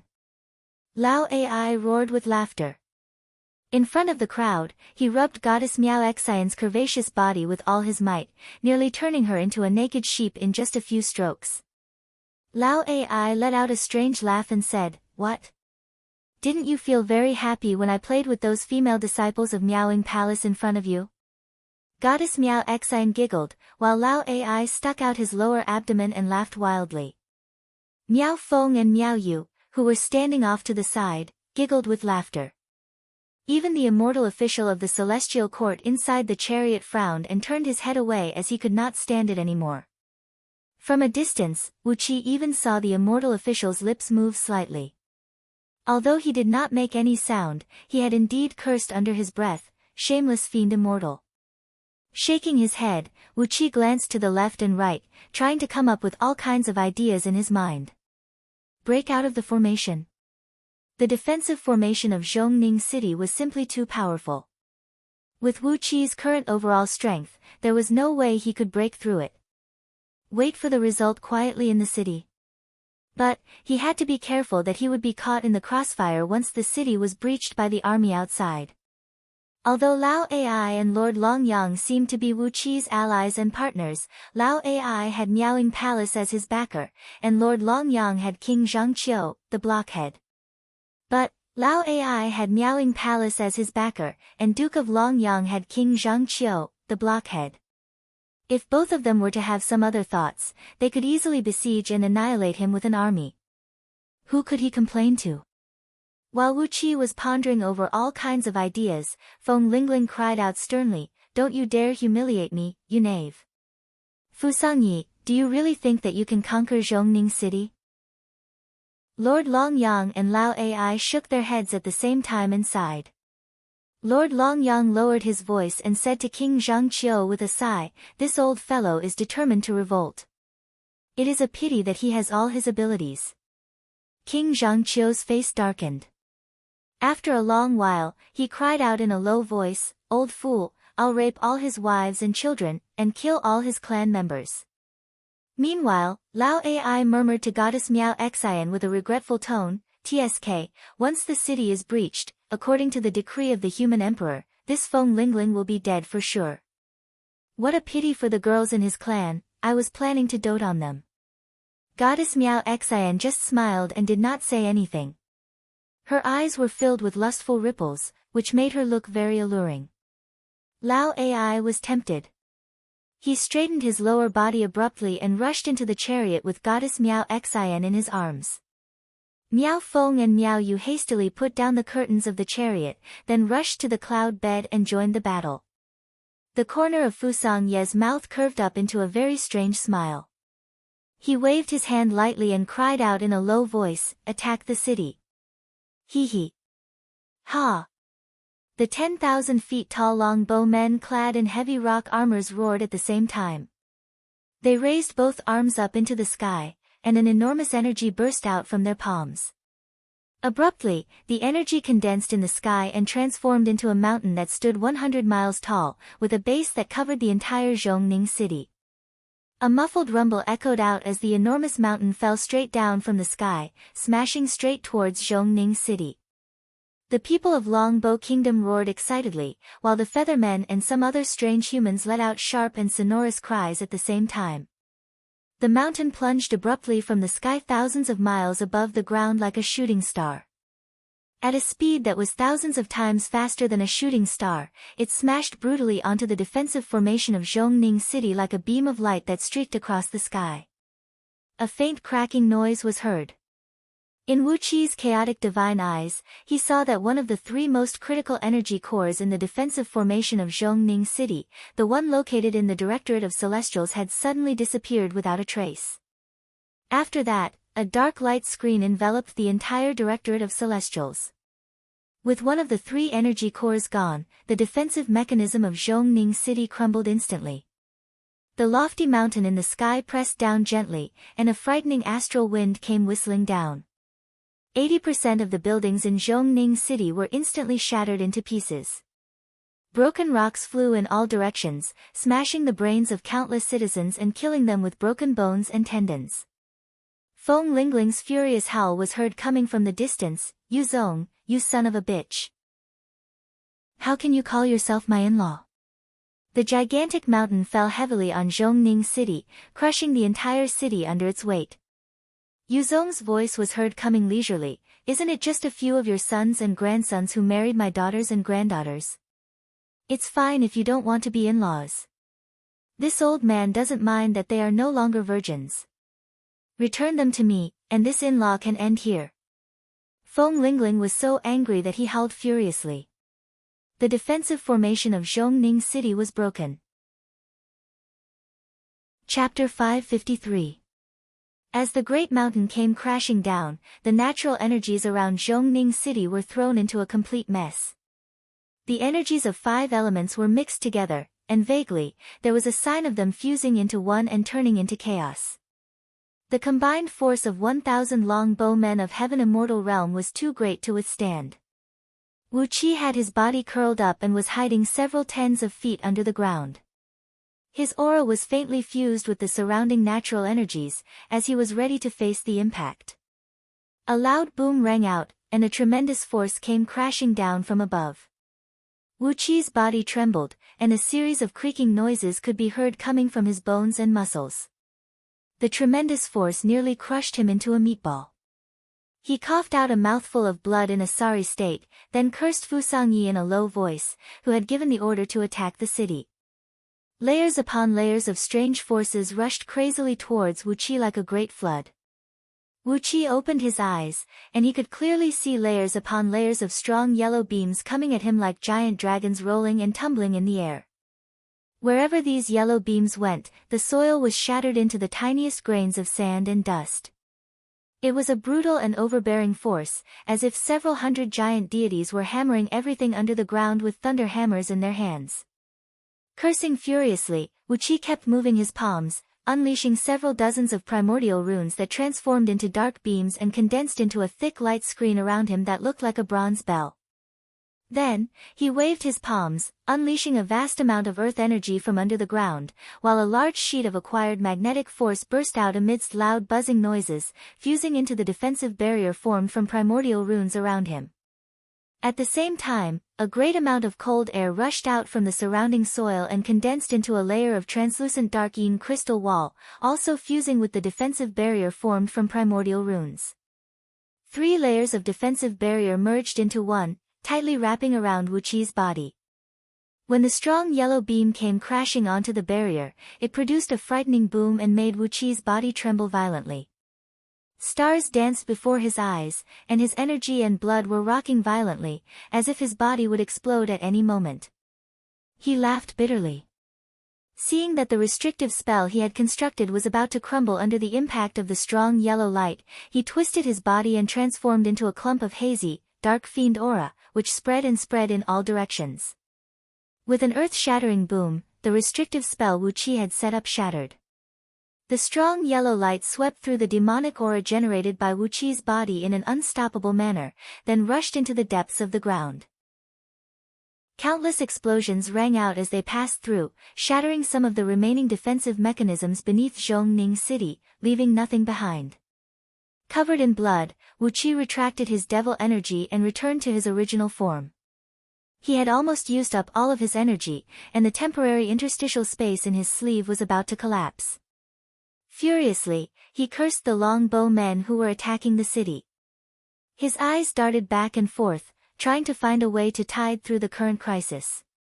Although the defense of Zhongning City had been breached, the rest of the battle had nothing to do with Wu Qi, and he would never help Feng Lingling. However, there would be chaos during the battle, and it should not be difficult for him to find an opportunity to steal or rob 1 or 2 storage magical treasures with large storage capacity. With the bad thoughts rumbling in his mind, Wu Qi carefully crawled out of the ground, exercised a concealing spell to conceal his body, and carefully came out from the surface. Zhongning City was now a piece of flat land, and the lofty mountain erected by the long-bow men had vanished without a trace. However, only the Directorate of Celestials was left standing in the city. Apart from the intact Directorate of Celestials and the tens of thousands of oracles hovering above it, all the buildings in Zhongning City had collapsed, and all the people in the city were dead, without leaving even a trace of their ashes. Under the impact of the strong yellow light, even with Wu Qi's cultivation base and his magical divine ability, he was almost severely wounded, let alone those ordinary people. Over 1 million people in Zhongning City were turned into nothingness by the attack, and they did not even have the chance to be transformed into ghosts. Exercising his chaotic divine eyes, Wu Qi glanced around. Not only had the strong yellow light destroyed the fleshly bodies of all the people in Zhongning City, it had also shattered their souls that had drifted out of their bodies.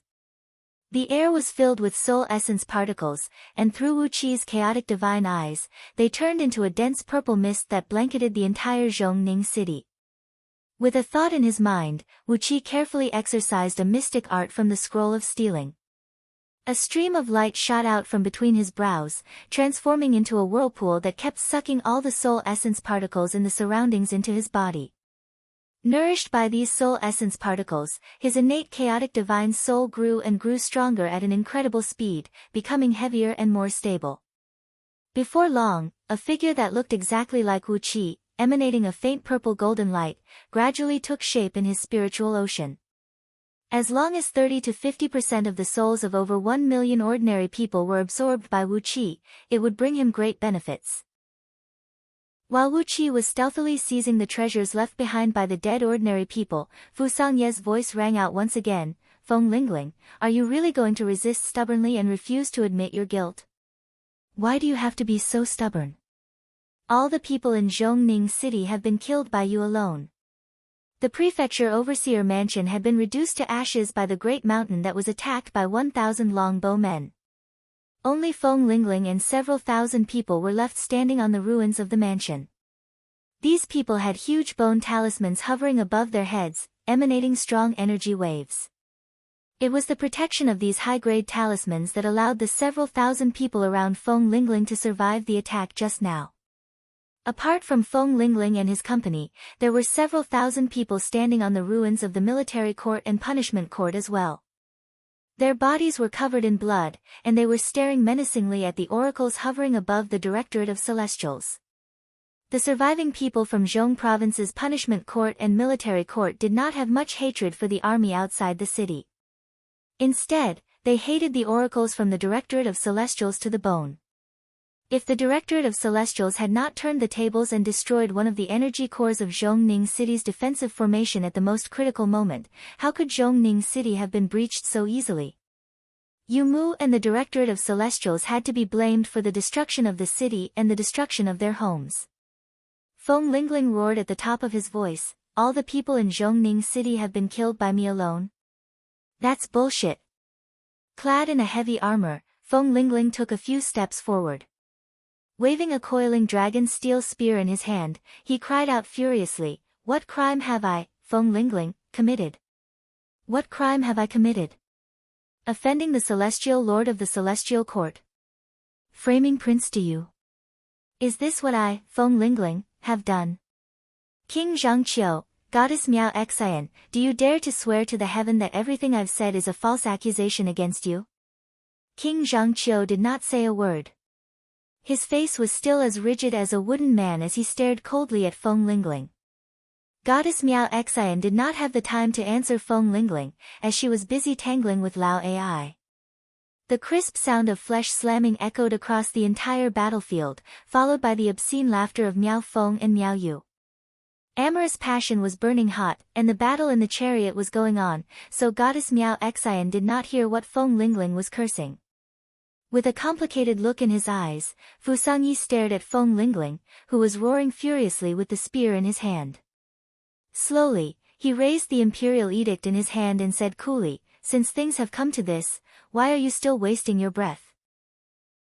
Feng Lingling, I'll give you a chance to rally your army and fight to the death. Get ready now, and I'll give you 15 minutes to construct the formation." Feng Lingling stared blankly at Fu Sangyi. After a long while, he finally turned to look at the several thousand clan members and confidants around him, as well as the several thousand men scattered on the walls of the military court and the punishment court. The army he could gather now was merely about 10,000 men. How could he stand a chance of winning against the army of several 100,000 soldiers outside the city? The more people there were, the stronger the power of the human battle formation would be. It was completely different from the battle between the immortals. An army of over 10,000 men, together with bone talismans and battle formations, was definitely no match for a battle formation formed by several 100,000 soldiers. Fu Sangyi had given him a chance to rally his army and fight to the death, but with a battle formation formed by over 10,000 soldiers, he did not even have the chance to fight to the death.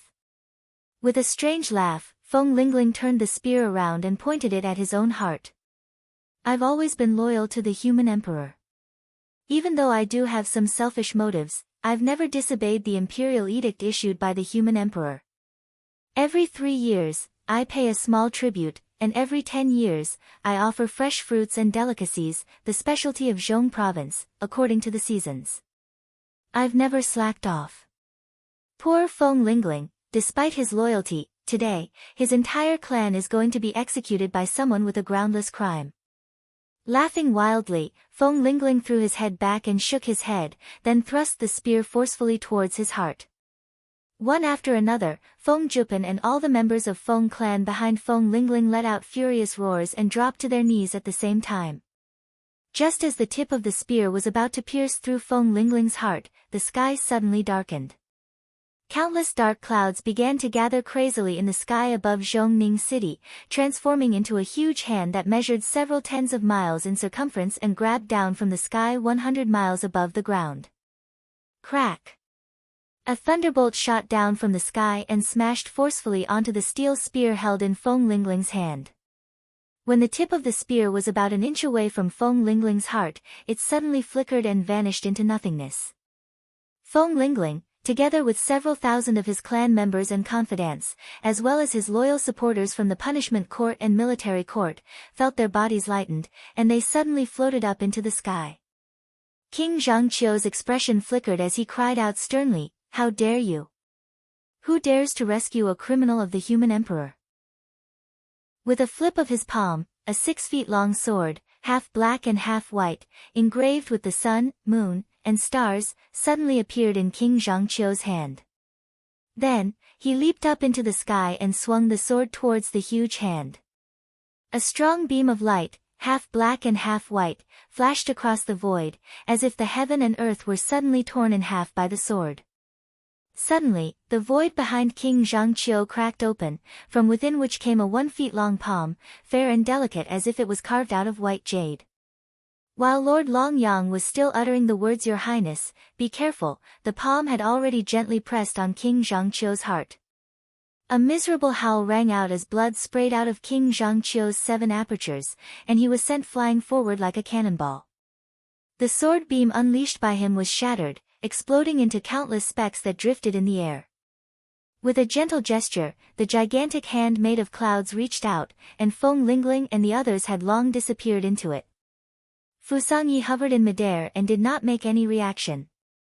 His eyes flickered, and a faint smile spread across the corners of his mouth. The immortal official of the celestial court stared blankly at the huge hand. His forehead was covered with cold sweat caused by terror. Which primordial immortal has taken a fancy to Feng Lingling?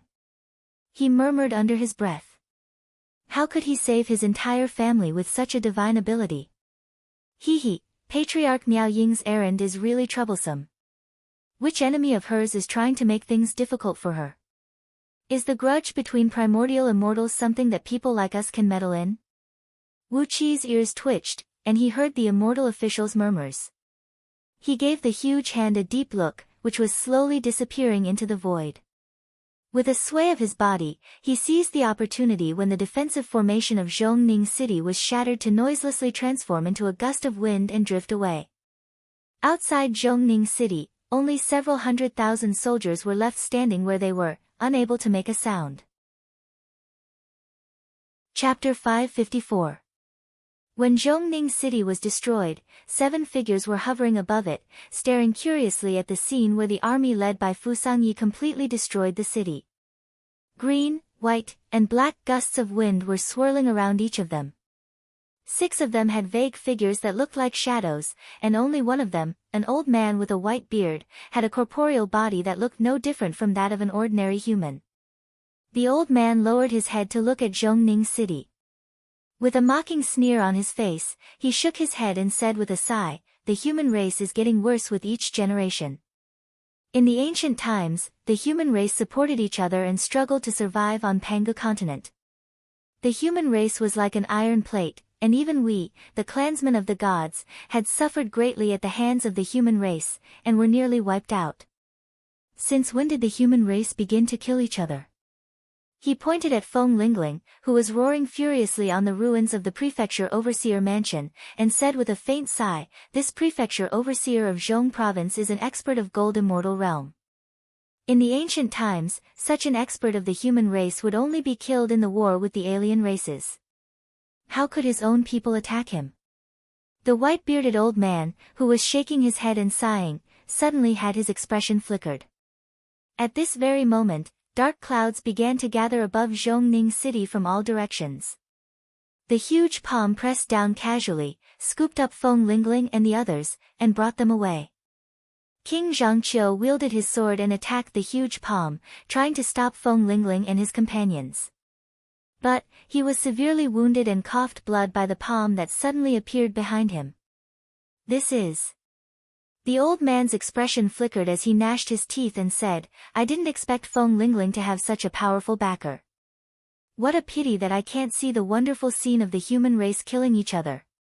The 6 vague figures behind the old man spun at the same time. Amidst the whistling wind, their barely audible voices could be heard. The old man cocked his head and listened to their voices, then shook his head and said with a sigh, "That's right, we need to get down to business. Since Feng Lingling is still alive, there's nothing to see in the struggle for power and profit." The old man sniffled carefully, then took out a green wooden board and carefully rubbed it for a while. A glistening gust of wind spurted out from the wooden board, and a faint red flame could be vaguely seen on it. The old man gritted his teeth and murmured, "Wind Wolf and Flaming Tiger are both gods born by the heaven and earth, and they are gods with excellent innate talents. If they grow, they will have the potential to break through and become ancient gods. I don't care who killed them, I will burn them to ashes." A trace of red light flickered on the wooden board, slowly moving across the wooden board. The white-bearded old man snorted coldly. He nodded with a smile and said, "Wind Wolf's soul was completely destroyed, and not even a bit of his remains was left. But that fire tiger still has some energy left in this world.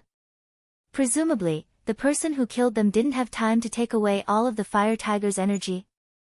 The white-bearded old man suddenly pointed forward and shouted in a deep voice, "That man is not far away. Children, chase after him and kill him. Woo woo woo of chi, woo chi in on in and out of. Woo woo." As he flew, he kept absorbing the natural energies in the surroundings to replenish the chaotic energies that he had consumed. The 7 foundation elevating technique was a miraculous technique. He could refine all the natural energies and filthy energies in the world into chaotic energies. Therefore, the speed at which Wu Qi replenished his energy was many times faster than that of ordinary immortal cultivators. In just 15 minutes, he had fully replenished his energy. Weighing the countless treasures in his sleeve, Wu Qi could not help but grin. Once he returned to Anhe city, he would bring several hundred disciples of the underhand sect to Anhe county and establish an immortal abode in that nameless mountain.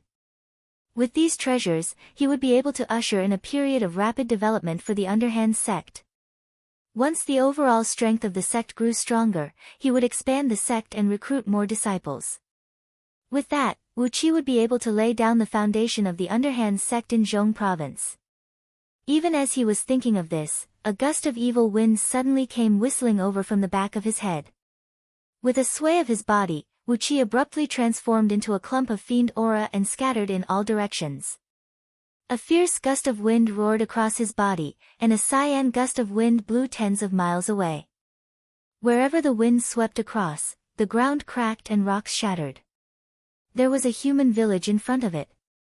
Hundreds of houses and thousands of mortals were rolled up by the cyan gust of wind, and everything suddenly exploded into powder, then scattered in all directions by the cyan gust of wind. Wherever the gust of wind passed, everything was turned into powder.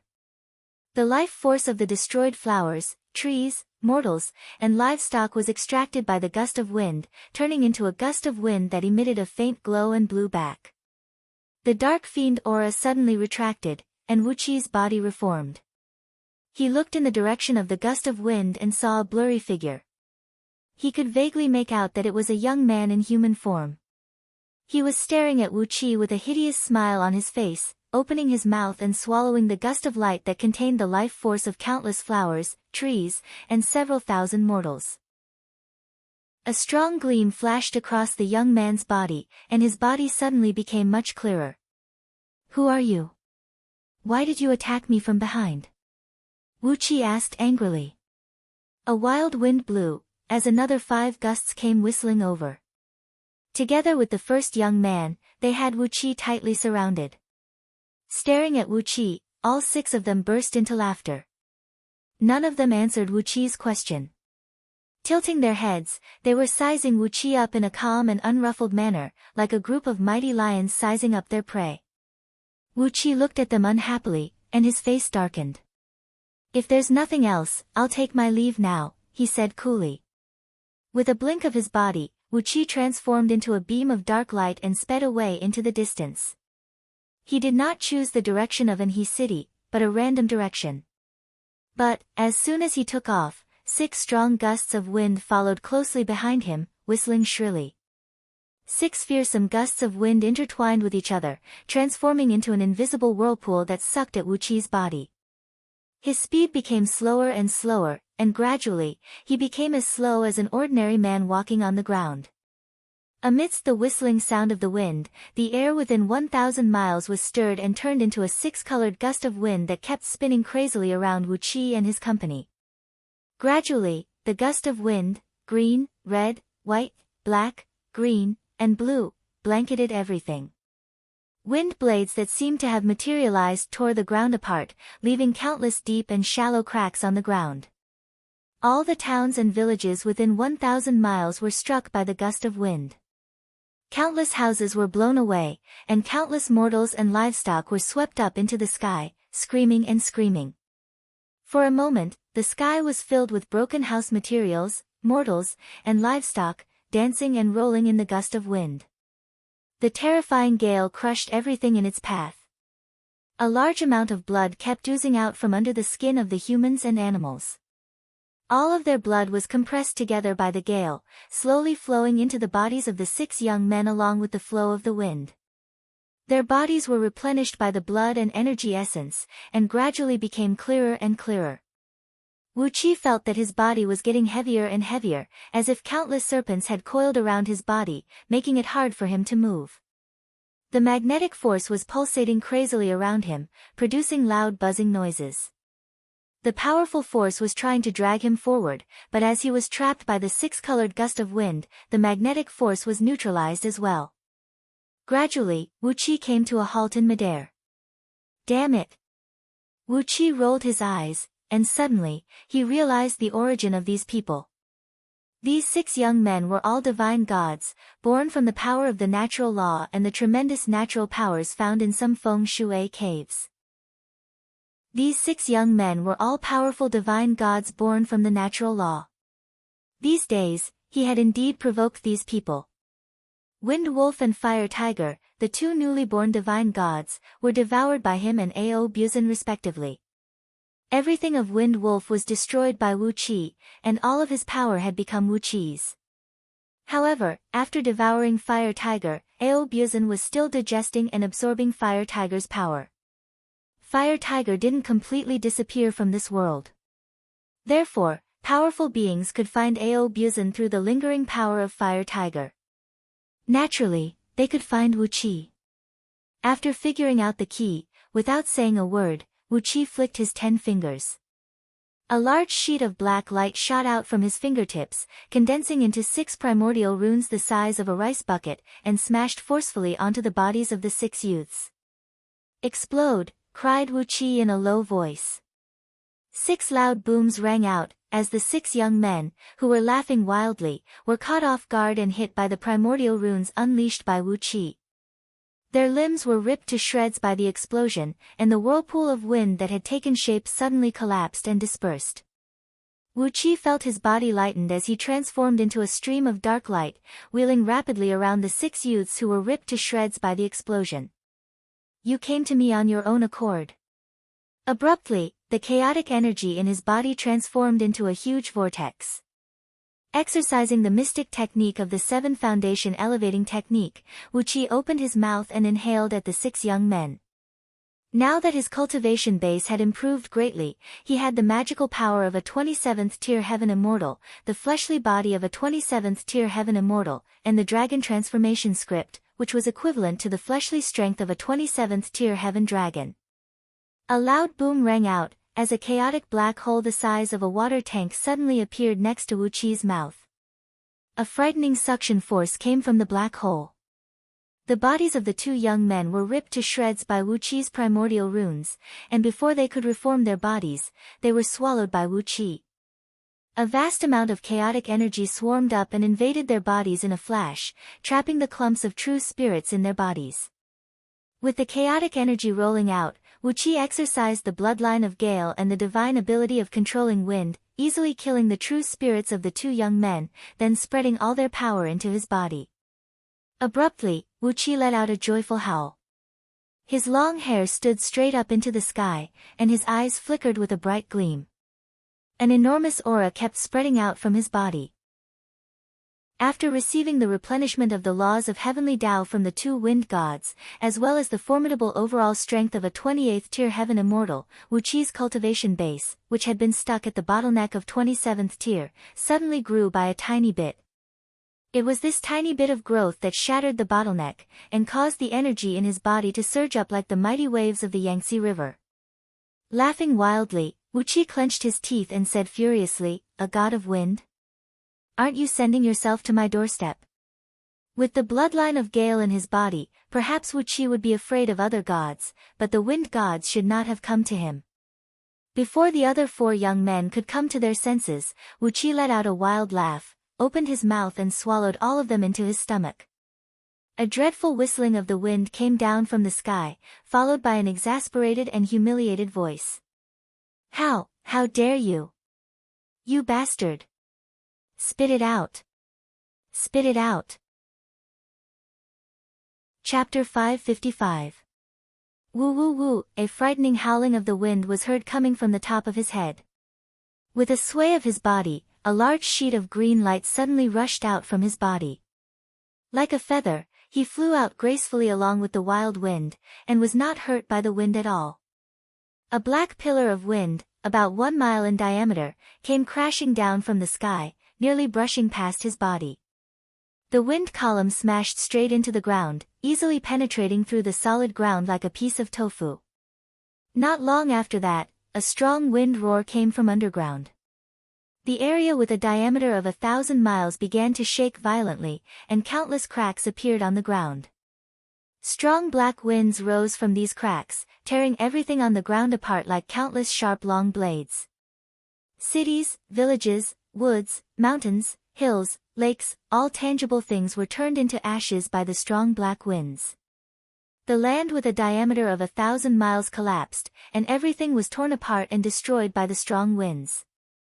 Everything that was destroyed was left with only gray dust. It had lost all of its spiritual energy and vitality, and was just a withered and decayed dust. A strong smell of decay began to spread out from the void. The land covered by the strong black winds was like a dungeon that hadn't been opened for billions of years. The smell of decay was nauseating. Wuqi moved lightly in the strong wind. The strong wind couldn't touch his body, and he himself had transformed into a gust of wind, a wisp of air, drifting here and there in the strong wind like a puff of smoke.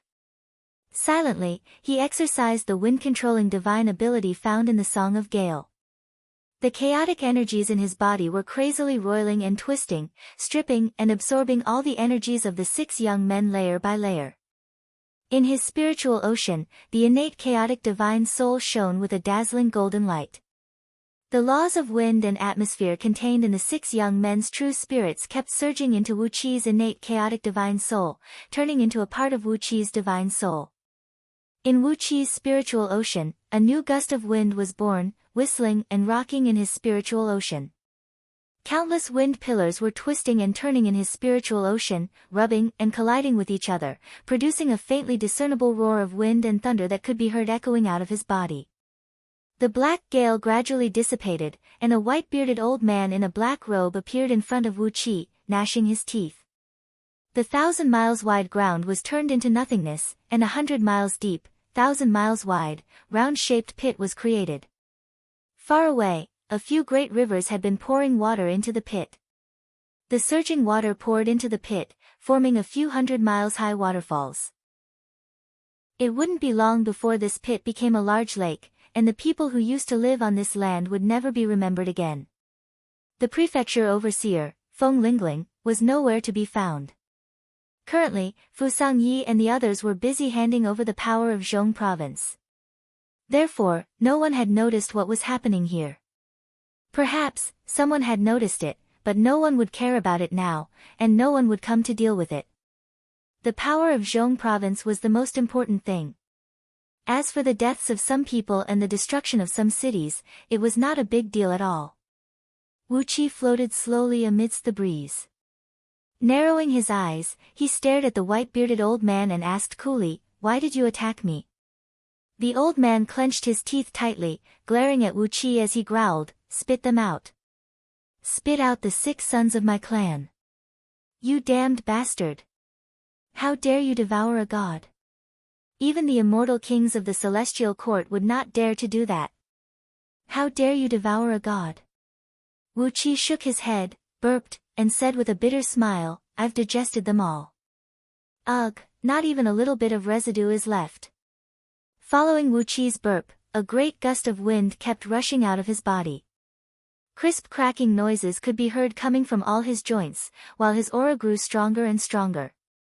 Strange chaotic vortexes could be seen flashing in his eyes, while his long black hair fluttered behind his head. His body became hazy, as if he had merged into the void around him. Slowly raising both hands, Wu Qi exercised his cultivation technique silently, and the energy in his body kept rising. Countless energy stones and immortal stones in his sleeves fused into his body, transforming the enormous energy into chaotic energy. Crisp clanking noises could be heard coming out of Wu Qi's sleeves, and an enormous amount of energy spread out from them. It was the energy that Wu Qi did not have time to transform. In just a few breaths of time, Wu Qi had consumed all the energy stones and immortal stones he stole from Feng Lingling's storehouse. 26th tier, 25th tier, 24th tier, 23rd tier, 22nd tier, 21st tier. Wu Qi's body flickered between blurred and clear. Every time his body became clear, Wu Qi's cultivation base would rise by 1 tier. The 6 heavenly gods he had devoured were all heavenly gods of wind element. With the enormous energy, the frightening devouring ability of the 7 sacred spirit army, the Song of Gale, and the marks of laws in the 6 heavenly gods' true spirits, Wu Qi had forcibly pushed his cultivation base to the 21st tier. "I've digested them all. Not a single bit left."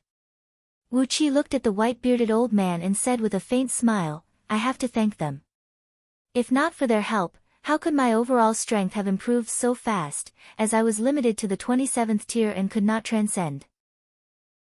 The old man stared at Wu Qi in astonishment, then roared with both shock and anger, "You've devoured them so quickly? What fiend cultivation technique are you practicing? How is this possible? How could it be so fast? With your cultivation base, how could you make a breakthrough so quickly? Where is your heavenly tribulation? Why wasn't there any heavenly tribulation when you made the breakthrough?" Wu Qi smiled, shook his head, and said, "Cut the crap. Why did you sneak attack me? Is it because of those 2 ignorant gods who have just been born?" The old man's face froze. Clenching his teeth, he stared at Wu Qi and said grimly, "You are the one who killed Wind Wolf and Fire Tiger. The Emperor was right. As long as I come to the central province, I will be able to find you. Kid, tell me your name. You've already killed 8 gods under the Imperial Monarch's command. You're bound to be ground into ashes, bound to have your soul dispersed, and bound to enjoy the cruelest punishment in this world." Ao Buzan's dragon head carefully poked out from under Wu Qi's clothes. He glanced at the old man and murmured in a low voice, "Old man, which old fool is this emperor you are talking about? Wind god, fire god, you should be working for the Eastern Wood Emperor, right? The Eastern Wood Emperor. This dreadful character who had existed since the beginning of time represented the ancient gods of wind, rain, thunder, and lightning. Naturally, the newly born wind god and fire god were all his subordinates. The old man glanced at Ao Buzan, and the wooden plank in his hands suddenly flashed with a dazzling red light. The old man roared, "You evildoer! Fire Tiger was swallowed by you? Fire Tiger is not completely dead yet. Spit it out, spit it out. Quick!" Ao Buzan shook his head lazily, sneered, and said, "You think you can spit it out after it entered Lao Tzu's mouth? It's like a woman who has slept with Lao Tzu. Even if you spit it out, she will not be the original one. What do you want him for?" Burping, Ao Buzan rubbed his claws at Wu Qi and said with a dry smile, "Master, I still can't fight in the near future. I'll leave this old man to you." Wu Qi nodded slowly. He shoved Ao Buzan's head back into his sleeve, then lightly clapped his hands and said, "Old fool, since you attacked me for the sake of those two fools, I have nothing to say. After killing you, I need to go back and teach my disciples a lesson." Laughing mockingly, Wu Qi shook his head disdainfully and said, "Is the Eastern Wood Emperor very powerful? I'll find him sooner or later." Recalling the enmity between Reverend Gale and the Eastern Wood Emperor, Wu Qi sneered. Suddenly, a blinding green light burst out from his body. After being replenished by the energy of 6 gods and devouring all the immortal stones and energy stones in Feng Lingling's storehouse, Wu Qi had forcibly raised his magic power to the realm of 21st tier heaven immortal, making his overall strength a few times stronger than before. On top of that, the Gale bloodline in his body had also devoured a thread of the essence aura of the god of wind, making it much stronger. Under the old man's terrified gaze, Wu Qi suddenly transformed into a green Gale divine beast, about 1 mile long. "Impossible!" The old man cried out fiercely, "How could you be a Gale? You can't be a Gale!" Accompanied by a shrill cry, the old man suddenly transformed into a gust of black wind and fled into the distance. The Gale divine beasts were born with the ability to control the wind. In other words, the Gale was the controller of the wind generated by the heaven and earth, the natural enemy of all gods of wind. An adult Gale had the overall strength to challenge a wind god. Although this old man was a top-grade heaven immortal, he had lost the courage to fight back when facing the Gale transformed by Wu Qi. It was just like how an adult antelope would still feel an instinctive fear when facing a newborn lion. The relationship between a Gale and a god of wind was like the relationship between a lion and an antelope. It was a relationship of absolute suppression and deterrence, with no exceptions. The old man possessed the overall strength of a 9th-tier heaven immortal. However, when he sensed the pure aura of the Gale bloodline emanating from Wu Qi, he was truly frightened. He had completely forgotten the huge gap between his overall strength and Wu Qi's. Frightened out of his wits, all he could think of was to flee. Wu Qi laughed evilly. Abruptly, he exercised the Gale bloodline and exercised the wind-controlling technique found in the Song of Gale, opening his mouth and sucking the old man. Mercy! The old man had no will to resist, and obediently allowed himself to be swallowed into Wu Qi's stomach. The chaotic energy twisted around the white-bearded old man, smoothly separating the white-bearded old man's true spirit from his enormous magic power. While laughing happily, Wu Qi stirred the chaotic energy and turned the old man's true spirit into a pulp. After that, without saying a word, Wu Qi transformed into a beam of light and sped away into the distance. Right after Wu Qi left, a large sheet of flame burst out from where he was standing. A red-bearded old man appeared out of thin air, together with 6 youths shrouded in flames. The old man sniffed and cried out in alarm, "How is that possible? Mu Su had actually failed. Mu Su's cultivation base is about the same as mine, but even he was killed. If I focus on hunting the murderer, won't I be in danger as well?" Shaking his head, the old man spun and left with the 6 youths. "Boys, let's go back quickly and wait for the emperor to send some experts to hunt down the murderer. We can't afford to offend such a ferocious man who treats us gods as tonics." The sound of wind, rain, and thunder filled the air as more and more gods arrived. However, when they sensed the aura of Mu Su being completely devoured in the air, they all turned and left with unsightly expressions. Mu Su's cultivation base was about the same as theirs, and yet, Wu Qi had devoured him. These gods were scared out of their wits, and no longer dared to linger around. Let Qing Emperor send some experts to hunt down the murderer. As heaven immortal gods, they did not have the courage to do so. An even greater trouble was waiting for Wu Qi ahead. Chapter 556.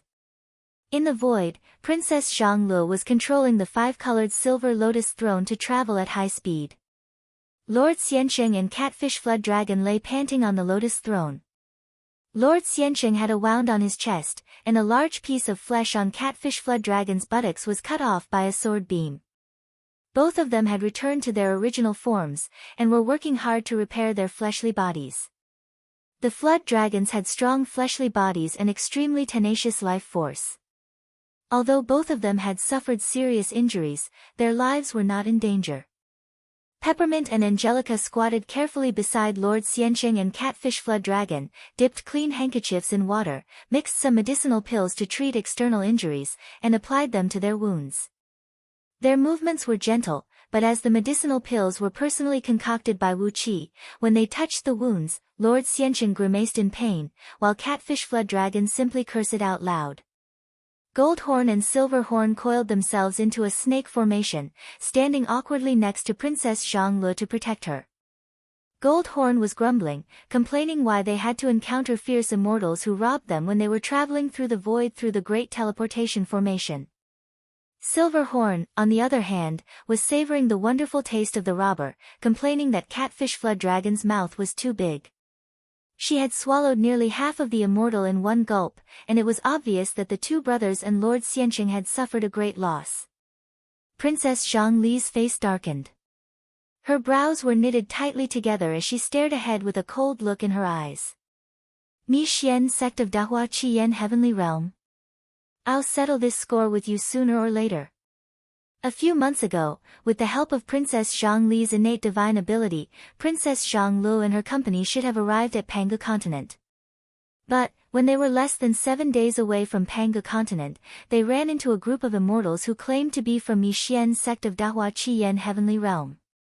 When Princess Zhanglu controlled the Silver Lotus throne to surpass them, these immortals suddenly attacked. A bolt of immortal thunder struck down and disturbed the tunnel of space and time, dragging Princess Zhanglu and her companions into the turbulence of space and time. Those immortals had their eyes on Princess Zhongli's Silver Lotus throne and knew that it was an extraordinary treasure, so they wanted to take advantage of the situation to rob it. Who knew that although the cultivation of Princess Zhongli's group was slightly lower, none of them were easy to provoke. Princess Zhanglu forcibly suppressed the turbulence of time and space with her five-colored divine light. Lord Xiansheng and the others launched an attack, killing more than half of the dozen immortals of Mixian's sect who had attacked them, and the one with the strongest cultivation base was devoured by Gold Horn, Silver Horn, and a few others. The rest of the immortals were so frightened that they fled with mystic arts and were thrown into some corner. The immortals of Mixian's sect had fled without a trace, but Princess Zhanglu and her companions had suffered a great deal.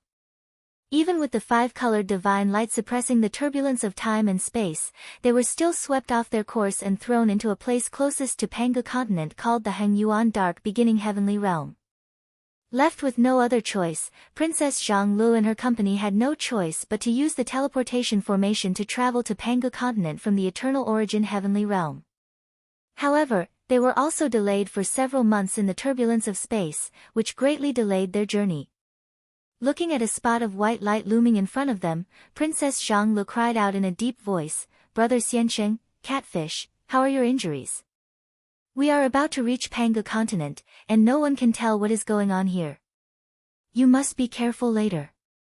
Lord Xiansheng gave a muffled snort and transformed into his human form. With a coiling dragon halberd in his hand, he cried out in a deep voice, "Don't worry. I can still kill a few immortals with my halberd. Sister-in-law, just put away the Silver Lotus throne. Remember not to expose such a precious treasure in front of others."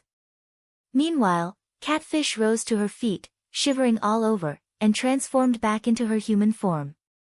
Gritting her teeth, she stroked her buttocks and said in a gloomy voice, I'm fine, I'm fine. I can still bear this minor injury. Mi Xian sect of Dahua Red Flame Heavenly Realm, I'll remember them. Sooner or later, I will eat all of them alive. Only then will I be able to vent my anger. Tilting his head, Goldhorn gave Catfish's buttocks a sideways glance, then suddenly threw his head back and heaved a long sigh. What a pity. That fat meat weighed at least 300 kilograms. How could it be torn apart by the sword beam? It's better to leave it for us brothers to enjoy. The meat of a catfish demon who has cultivated into a flood dragon can be cooked into a saliva catfish with some pepper and chili. TSK, how delicious. Catfish's face darkened abruptly. She stared fixedly at Goldhorn and Silverhorn and said coldly, I'm also very interested in the dish of dragon and tiger. Standing off to the side, Lord Xiansheng shook his head helplessly and said, Dragon and tiger? Can you not involve me in this? Catfish, Goldhorn, and Silverhorn quarreled with each other, their saliva flying in all directions. It seemed that they were about to start a fight on the Silver Lotus throne. Princess Zhanglu rubbed her temples with her fingers helplessly and breathed a long sigh. Sighing faintly, she performed an incantation gesture with both hands and cried out, Ji. Abruptly, the Silver Lotus throne burst into a five-colored light, then transformed into a stream of light and shot into Princess Zhongli's forehead. The enormous spatial pressure in the tunnel came pressing down from above. Catfish, Goldhorn, and Silverhorn, who were quarreling, no longer had the strength to be distracted. They hastily gathered around Princess Zhonglu and unleashed their defensive light at the same time. White waves surged around Lord Xiansheng, black water surged around Catfish, while raging flames and cold air soared into the sky around Goldhorn and Silverhorn, transforming into a red and white light that enveloped everyone. Meanwhile, Princess Zhonglu flicked her sleeve. A five-colored light burst out and merged with the defensive light around everyone, shielding them as they flew forward at lightning speed. The white light in front of them grew bigger and brighter. In the blink of an eye, everyone felt their bodies lightened, and they had walked out of a huge teleportation formation. Fresh and sweet air greeted them, and rich natural energy rushed into their bodies. It seemed that they did not need to circulate their energy to regulate their breathing, and the magic power in their bodies was slowly growing. What a great place! Lord Xiansheng cried out excitedly. It's indeed a great place. Catfish Flood Dragon widened her eyes, glancing at the immortals and mortals who were walking around with her pair of tiny eyes. Drooling from the corner of her mouth, she murmured, since the people here live in a place with such rich natural energy, their flesh and blood essence are indeed very abundant. They must be delicious and chewy. Goldhorn and Silverhorn were even more embarrassed than Catfish. Their mouths were wide open, saliva dripping down from the corner of their mouths, and soon a large puddle had gathered around them. Only the sisters, Angelica and Peppermint, followed cautiously at Princess Zhongli's side, grabbing Princess Zhongli's sleeve with their little hands as they glanced around curiously. It was a mountain that had been cut off in the middle.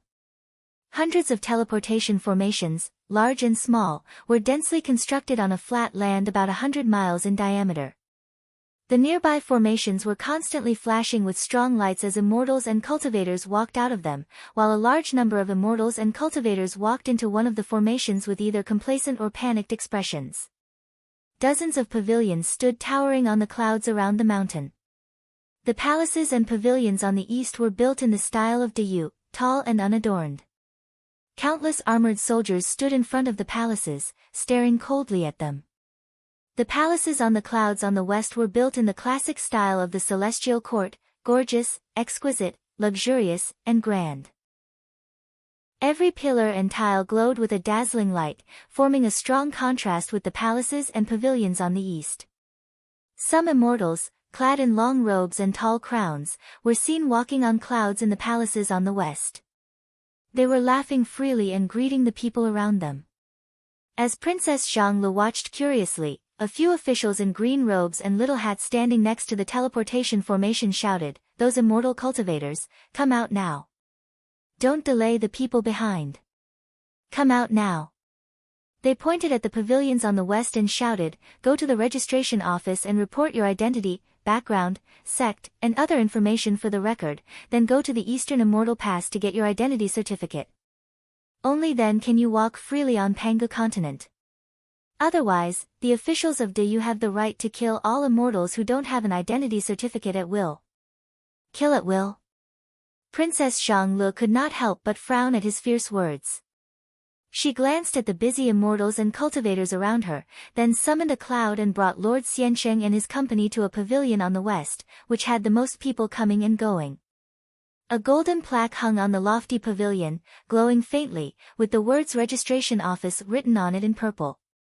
As soon as Princess Xianglu and her company stepped into the registration office, they saw 3 long rows of tables, behind which countless immortal officials were busy registering the identity and background of the immortals and cultivators who came in. The chatter of voices lingered in the air, and some people were even shouting something loudly. The place was so noisy that it looked like a vegetable market in the mortal world. Coincidentally, 3 heaven immortals had just left one of the tables. A handsome young immortal official, clad in a white robe and sitting behind the table, beckoned to Princess Xianglu and said, "Newcomer, come here. What are you doing on Pangu continent?" Upon hearing that, Princess Xianglu walked over. The immortal official produced a few scrolls and threw them on the table, asking Princess Xianglu to fill them out truthfully. After that, he began to nag. He warned Princess Xianglu that if she came to Pangu continent to look for some spirit herbs, she could go to the special immortal markets to buy them, and it was better not to venture into the mountains to pick them, as that would bring trouble to the army of Dayu. Also, if she came to Pangu continent to establish a sect, there must be at least a high-tier gold immortal in the sect. Otherwise, it was better not to even think about it. Because of Princess Xiangli's extraordinary beauty, the young immortal official excitedly told her many things to pay attention to in Pangu continent. He especially reminded Princess Xianglu that she should never offend the officials of Dayu, never offend the officials of Dayu, and never offend the officials of Dayu. Of course, if Princess Xianglu was backed by an almighty expert like a primordial immortal, or if she was a high-ranking immortal official of the celestial court, then it would be a different story. With a smile on her face, Princess Xianglu filled in a few scrolls with a fabricated identity and background, while listening attentively to the immortal official's advice. As she had just arrived in a strange place, these were the lessons that Princess Xianglu urgently needed.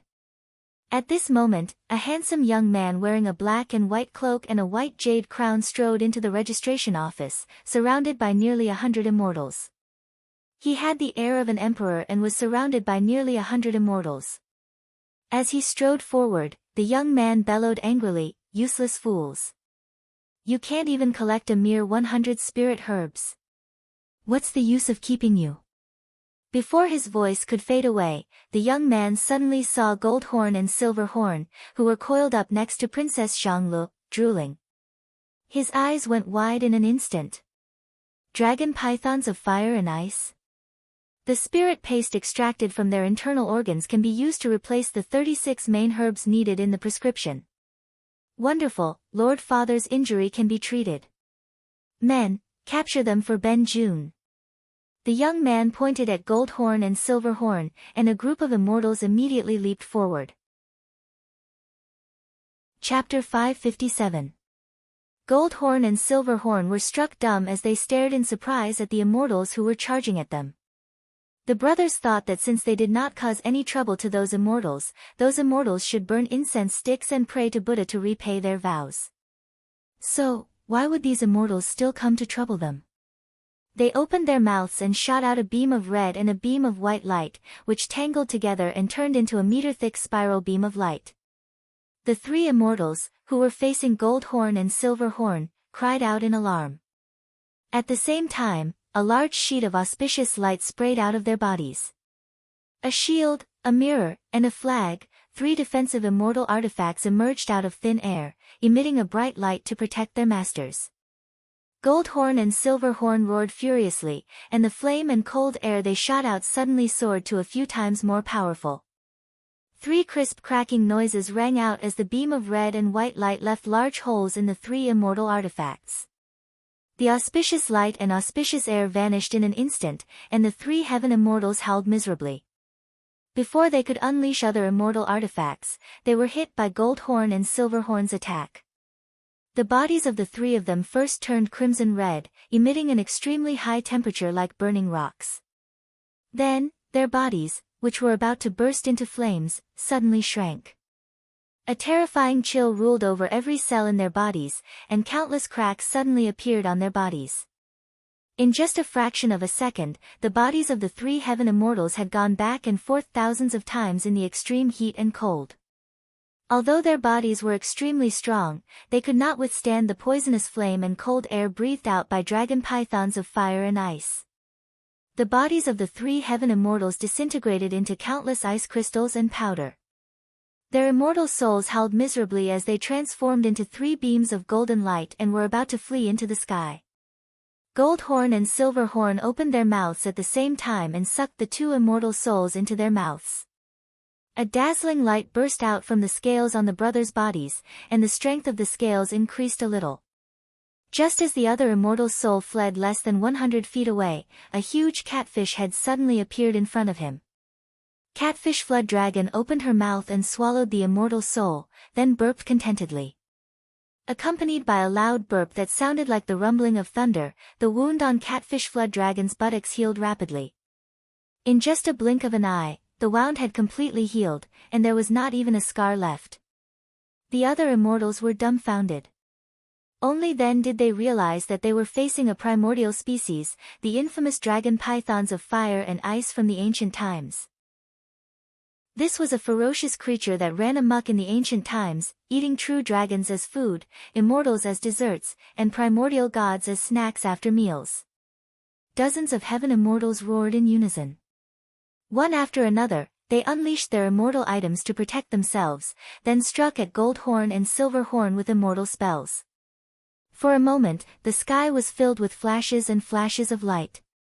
Tens of huge hands and ropes of immortal energy, as well as countless restrictive runes, fell down like raindrops and smashed at Goldhorn and Silverhorn. The brothers roared furiously as their bodies expanded abruptly. In just a blink of an eye, they had grown from the size of a bowl to the size of a water tank, and were over 1,000 feet long. Then, they spread the strangely shaped wings on their backs, sending out streams of flame and cold air.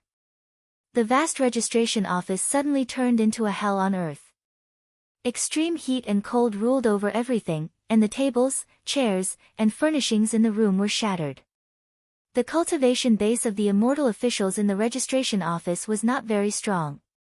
More than 90% of them were 36th tier heaven immortals, and the strongest among them was only a 35th tier heaven immortal.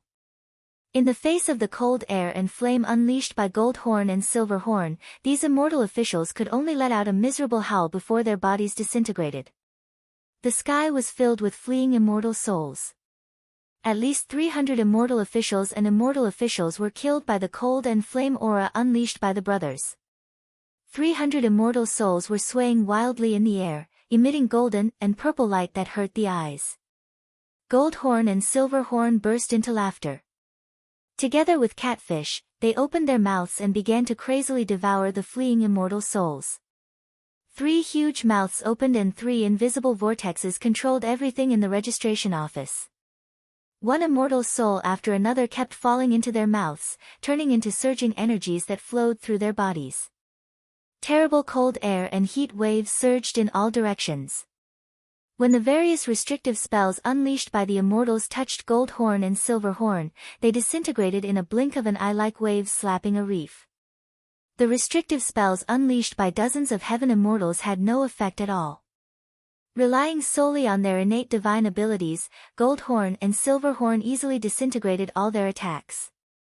Countless runes spun rapidly on their scales, while cold air and heat waves burst out of Goldhorn and Silverhorn's bodies.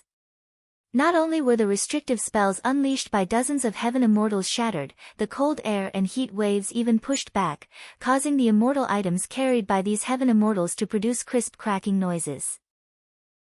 The heaven immortals were so frightened that they took a few steps back and hurriedly escaped from the range of the cold air and heat waves unleashed by Goldhorn and Silverhorn. But, they had only taken a few steps back when two heaven immortals let out a cry of terror. A huge hammer, roughly the size of a small house, with a square shape and no decorative patterns, came smashing down with a terrible force and smashing the heads of the two heaven immortals. A dazzling light burst out of the heads of the two heaven immortals. Their defensive immortal items were an immortal robe and a long silk.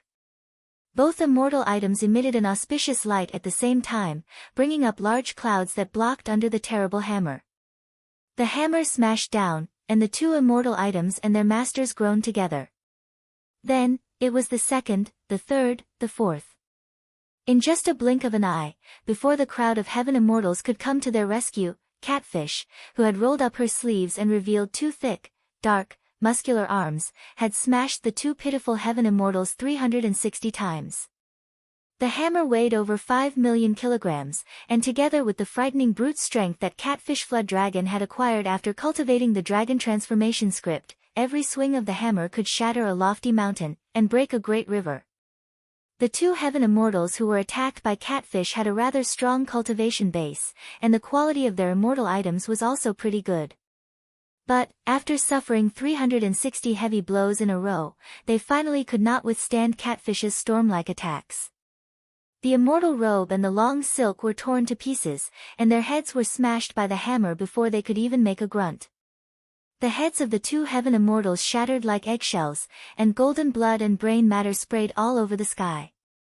Suddenly, a long, sticky tongue stuck out of Catfish's mouth, rolled up the two dead heaven immortals, and shoved them into her mouth. A great amount of black mist sprayed out of her mouth. As soon as the two heaven immortals' immortal souls rushed out of their shattered heads, they were immediately stained by the black mist. The two golden immortal souls howled miserably as plumes of black smoke rose from their bodies due to the corrosion. Then, they were swallowed by Catfish with a single gulp. The other heaven immortals were horrified, and they roared and scolded her. Tacitly, they abandoned the Gold Horn and Silver Horn brothers and turned to face Catfish. In their opinion, Gold Horn and Silver Horn were indeed difficult to deal with, but Catfish was just a fat fish-headed monster. Even though she had cultivated the body of a flood dragon, she was still easy to deal with. Before these heaven immortals could attack her, a purple thunderbolt suddenly tore through the void. Lord Xianqing scolded in a low voice.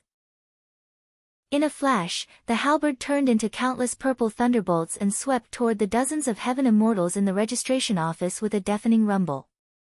The sky was filled with thunderbolts, and the field of vision was filled with an eerie chill. With the force of a thunderbolt, the purple thunderbolts smashed on these heaven immortals almost at the same time.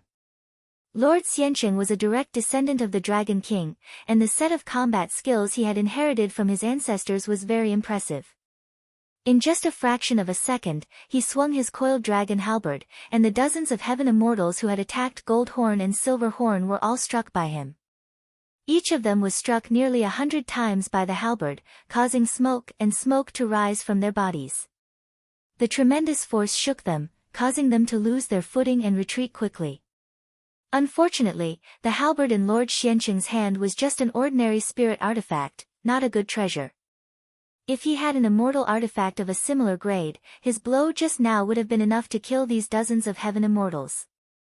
Spirit artifacts could not break the protective immortal artifacts of these heaven immortals.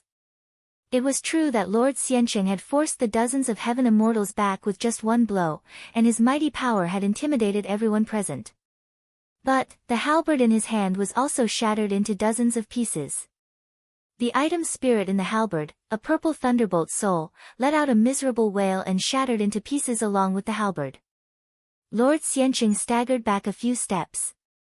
Standing in front of Princess Zhanglu, Angelica, and Peppermint, he growled through clenched teeth, "Damn it! So many immortals and so many immortal artifacts. What a pity! If I had an immortal artifact in my hand, all of you would be dead today." The faces of the immortals who attacked Gold Horn and Silver Horn fell. None of them could see how Lord Xianqing struck. Before they could see the trajectory of the halberd, all of them were hit at the same time. If Lord Xiansheng really had an immortal artifact in his hand, perhaps their protective immortal artifacts would have been pierced by now, and he alone would have killed dozens of heaven immortals. Chi-Chi sucked in a cold breath, while the dozens of heaven immortals took a few steps back at the same time, looking in horror at the young man who had ordered them to strike just now. The young man's face darkened slightly as he gave Lord Xiansheng a fearful look, then turned to look at Princess Xianglu. When he saw Princess Xiangli's stunningly beautiful face, as well as the luxurious aura emanating from her, the young man's eyes immediately lit up, and a smile emerged on his face. The young man cleared his throat, then took a slow step forward and came several tens of feet away from Princess Xianglu. Then, he slowly bowed to her. "Young lady, I'm Li Qinghua, and I pay my respects to you." Princess Xianglu gave him a cold look and asked coldly, "Why did you attack us for no reason? Tell me the reason first." Li Qinghua smiled faintly and said leisurely, "My father is the sovereign of Myriad Immortal Alliance." "Have you ever heard of the great name of Myriad Immortal Alliance?" When Li Qinghua told her that his father was the sovereign of Myriad Immortal Alliance, the faces of the few old immortals with white beards flickered at the same time, and they gave him a discontented glare. But, Li Qinghua was fascinated by Princess Xiangli's beauty, so he had no time to care about the expressions of these old immortals. Hurried footsteps were heard coming from outside the registration office's pavilion, and a large group of Deyu's armored soldiers had gathered outside. Faint ripples of immortal energy could be sensed coming from above their heads, as the immortal officials of the Celestial Court who were in charge of controlling the teleportation formation had arrived. Heavily surrounded, the registration office was completely surrounded. Chapter 558. Princess Xianglu knitted her brows into a frown as she casually grabbed a few blank identity certificates that she had prepared on the table.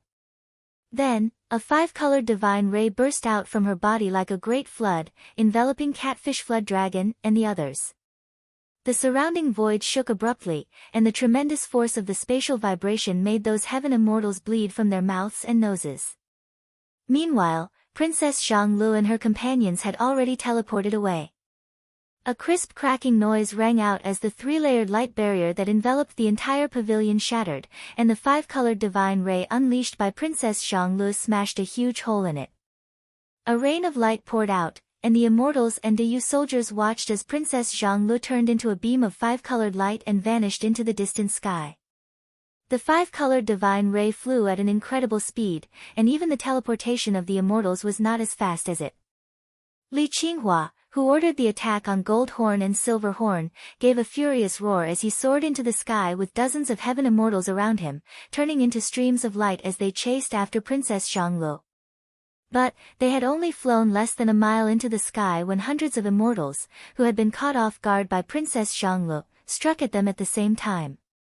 A great sheet of light sprinkled down as hundreds of immortal swords came smashing down with a cold air, while a great number of immortal thunders shot out like raindrops. "How dare you?" Li Qinghua snapped. "Do you know who I am? I am the young master of Myriad Immortal Alliance."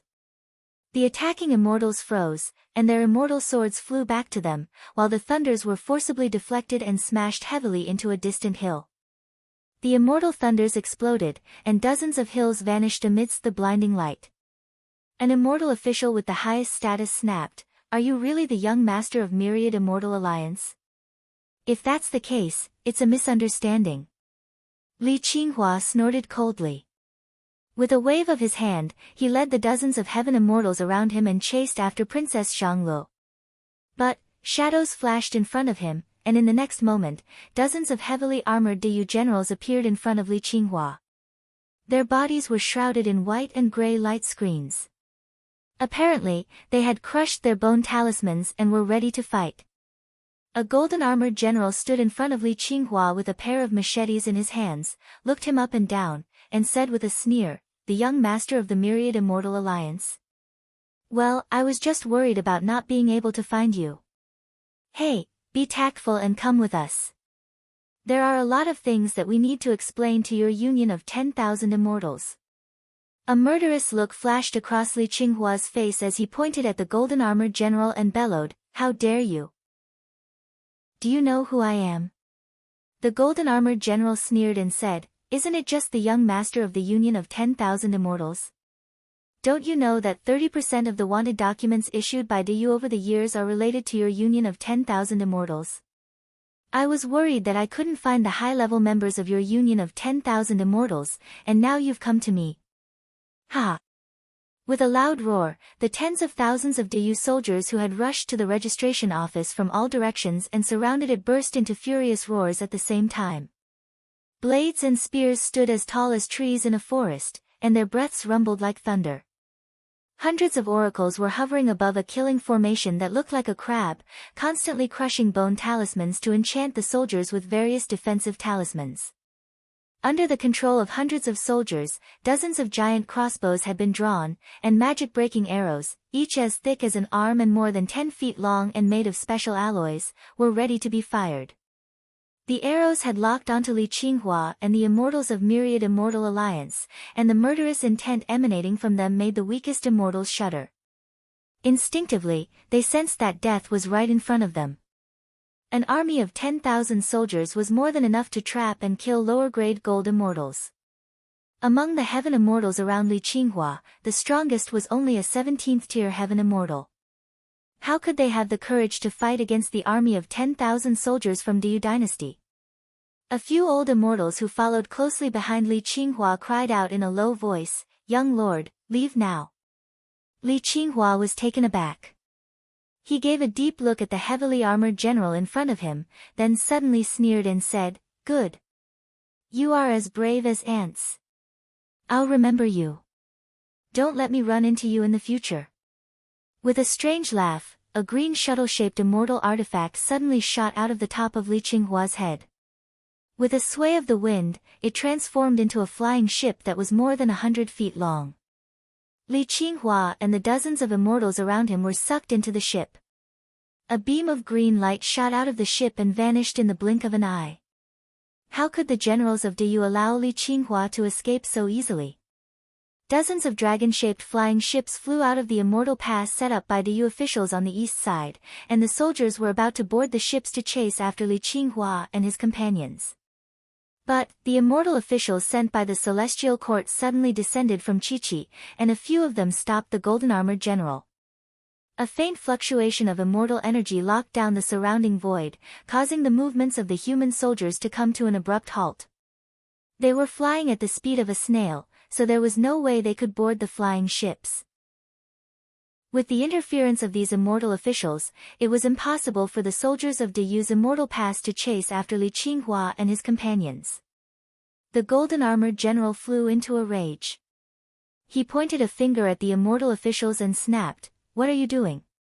How dare you? The alliance of myriad immortals is wanted by the officials of Diyu." The immortal officials just grinned at the generals of Diyu with insincere smiles. They did not explain, but they also did not let the soldiers of Diyu board the flying ships to chase after Li Qinghua. They were clearly trying to stir up trouble. Although the golden-armored general was furious, he could not do anything to them. Each of the giant teleportation formations on Pangu continent was extremely important, so the Celestial Court and the officials of Diyu had sent appropriate personnel to guard them. The so-called appropriate personnel meant that both sides were of equal strength, and once a conflict broke out, it would result in a lose-lose situation. The immortals here and Diyu's army were evenly matched, and if the immortals deliberately obstructed the movement of Diyu's army would not be able to move. Just as the two sides were confronting each other, the five-colored divine ray that Princess Zhanglu had transformed into had already teleported hundreds of millions of miles away. The blue shuttle-shaped flying ship used by Li Qinghua was a rare artifact. It was made by his father, the sovereign of Myriad Immortal Alliance, with the body of a blue one that could fly at an incredible speed and some rare materials. The item spirit of the flying ship was the soul of that blue one. The speed of the flying ship was more than 100 times faster than the teleportation of ordinary immortals, and it was a life-saving treasure that Li Qinghua used to save his life. Princess Zhongli's five-colored divine ray was extremely magical, and she could travel hundreds of millions of miles in just a blink of an eye. But, Li Qinghua was driving the flying ship at a much faster speed.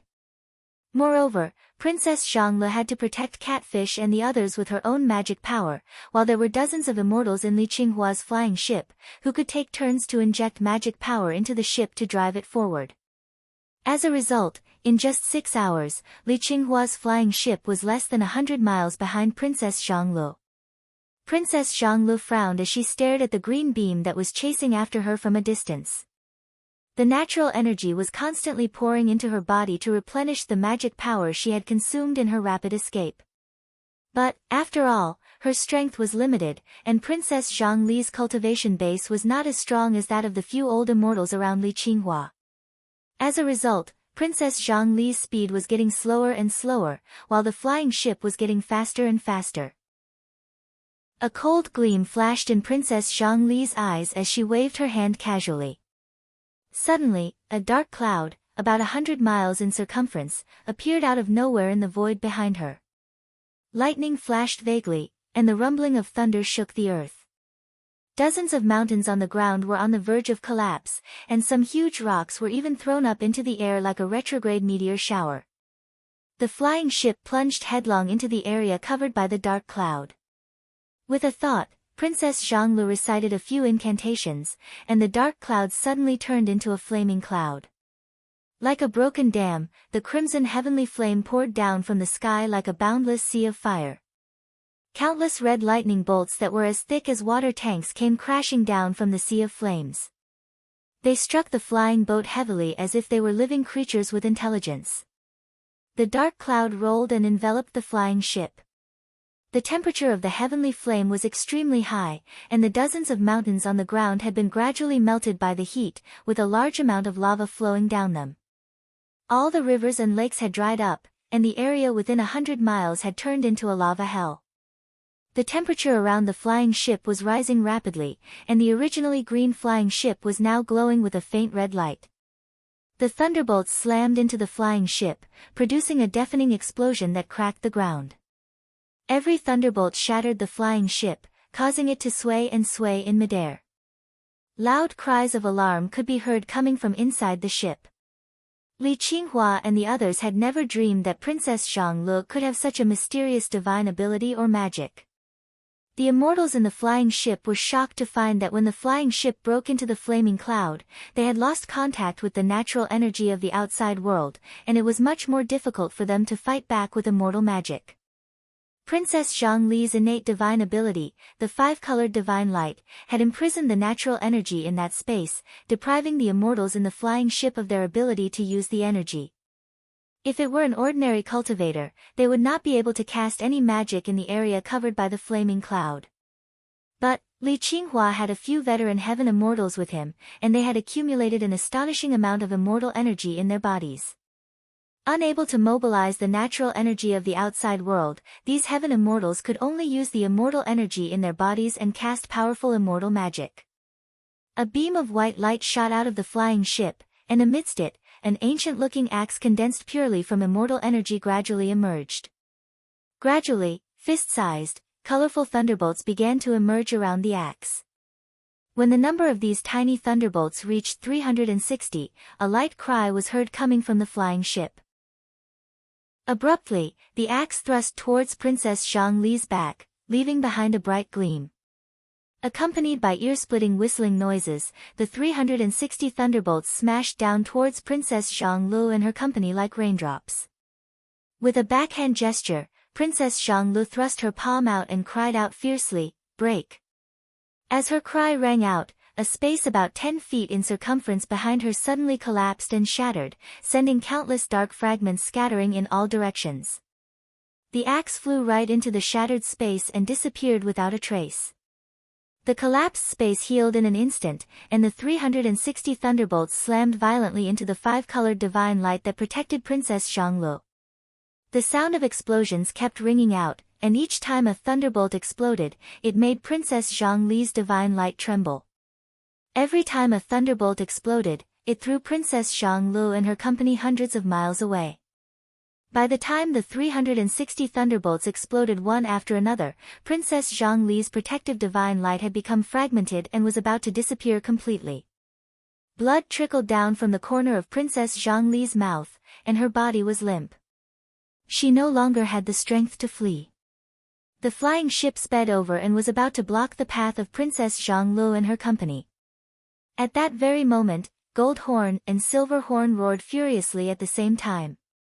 Their bodies expanded abruptly and transformed into two dragon pythons of fire and ice, each measuring 3,000 feet long. Gold Horn grabbed everyone in his hand and flew away at top speed, while Silver Horn hovered behind him, deterring the flying ship from a distance. The brothers transformed into two beams of light, spread their fleshy wings, and abruptly turned into two beams of cold light that pierced through the clouds and flew thousands of miles away in just a blink of an eye. A furious roar came from the flying ship behind them as it turned into a beam of green light again and chased after Gold Horn and Silver Horn. You're tuning in to the Blissful Bookshelf YouTube channel. We're so grateful for your support, and don't forget to subscribe to join us on this incredible journey through captivating stories. Your generosity through donations truly makes a world of difference, as it's the primary source of revenue that allows me to expand and enhance this channel for you. Thank you from the bottom of my heart for being a part of this adventure.